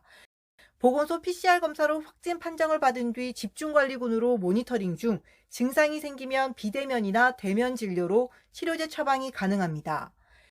요양병원 입원 환자는 원내 의료진이 검사부터 대면 진료, 치료제 처방까지, 요양시설 입소자는 시설 내 간호인력이 검사하고 확진되면 의료기동 전담반을 통해 진료와 처방을 받게 됩니다. 이를 위해 정부는 이달 말까지 한시적이었던 의료기동 전담반 운영을 오는 8월 말까지 연장했습니다. 진단과 처방 등 분리되어 있던 의료체계 영역들을 최대한 하나로 통합해 나가고 있는 중이고 진단이 되면 바로 그 인력이 처방을 할 수 있는 쪽으로 절차들과 제도를 간소화시키고 개선하고 있는 중입니다. 정부는 이 같은 개선 작업을 끝낸 뒤 다음 달 중으로 고위험군에 대한 패스트트랙 운영을 본격화한다는 방침입니다. YTN 이영훈입니다. 세계보건기구 WHO는 원숭이 두창 전파가 계속 증가할 것으로 보인다면서 각국의 경계를 강화할 것을 촉구했습니다. WHO 측은 현지 시각 26일 화상브리핑에서 앞으로 더 많은 감염 사례가 나올 것으로 보인다며 각국의 감시 수준을 상향해달라고 요구하고 있다고 말했습니다. WHO는 현재까지 원숭이 두창 비풍토병 지역으로 분류된 20여 개국에서 200여 건의 확진 사례가 나왔으며 의심 건수도 100건을 넘었다고 밝혔습니다. 대통령실은 다음 달 중 홈페이지에 대통령의 바란다라는 코너를 만들어서 시민의 민원과 제안을 온라인으로 우선 접수할 계획이라고 밝혔습니다. 기존 문재인 정부에서 활용하던 청와대 국민청원 게시판이 사실상 운영을 마친 가운데 대통령실 관계자는 오늘 기자들에게 온라인 창구 통합 플랫폼을 구축한다고 말했습니다. 칸 영화제에서 처음 공개된 송강호, 강동원 주연의 영화 브로커가 무려 12분 동안 기립박수를 받았습니다. 역대 한국 영화 가운데 가장 긴 기립박수가 쏟아졌지만 평가는 극과 극으로 엇갈렸습니다. 최하영 기자가 보도합니다. 칸 영화제에 진출한 또 다른 한국 영화 브로커가 처음 관객들과 만났습니다. 세계적인 거장과 한국 대표 배우들과의 만남에 레드카펫부터 관심이 뜨거웠습니다. 브로커가 베일을 벗자 칸 리미에르 극장에선 12분 동안 기립박수가 쏟아졌습니다. 한국 영화로서는 가장 긴 박수 세례입니다. 하지만 평가는 엇갈렸습니다. 칸 최고 작품 중 하나다.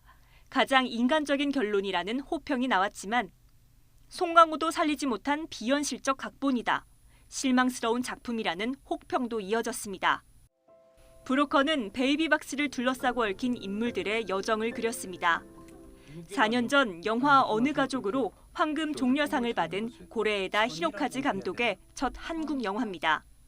コロナのことがあって家にこもってた時期に配信の韓流ドラマにハマりましてですね。で、もう正直に言うとマイディアミスターを見て大ファンになってしまいまして。 굉장히 따뜻한 영화고 그러면서 생각할 거리도 많아지는 영화고.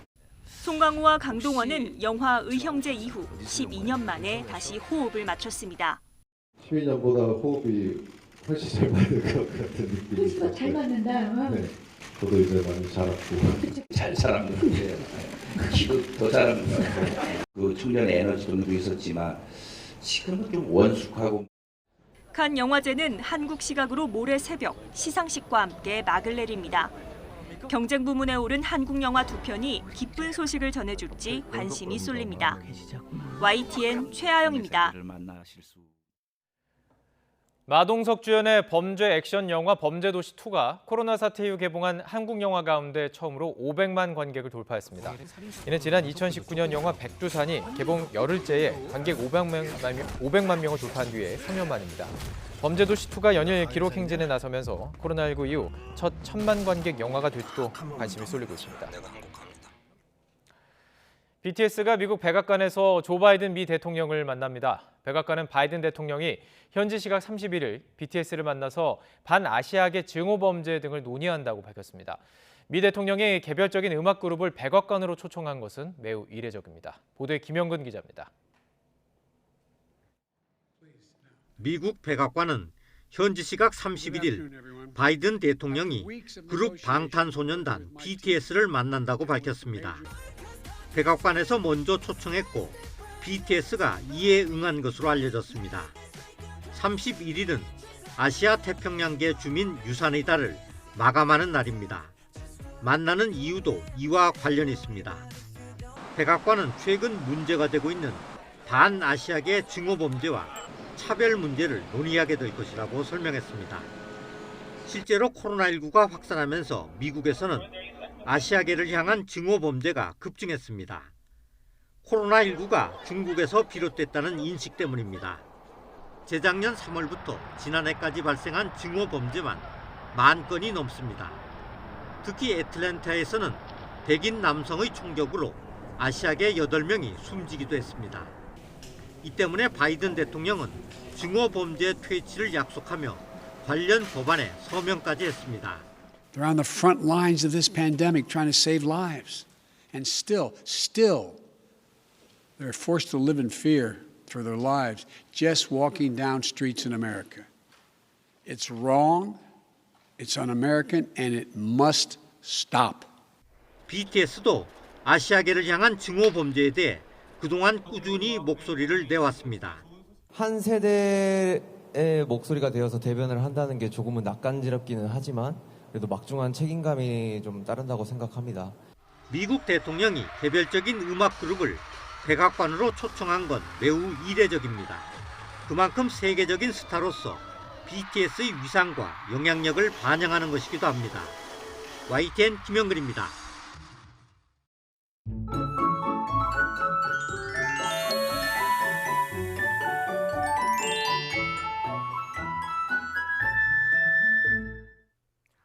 봄의 끝자락에서 다시 때이른 더위가 찾아옵니다.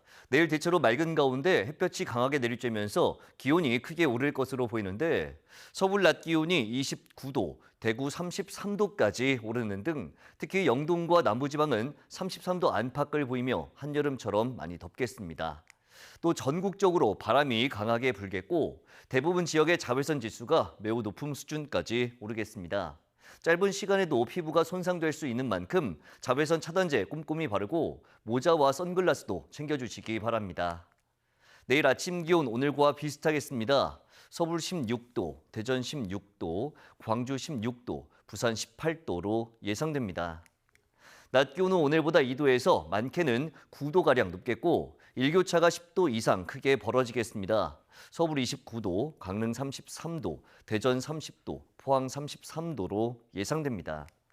일요일인 모레 오전에 제주도를 시작으로 점차 남부지방으로 비가 확대되겠고 다음 주 월요일에는 전국에 비가 내리겠습니다.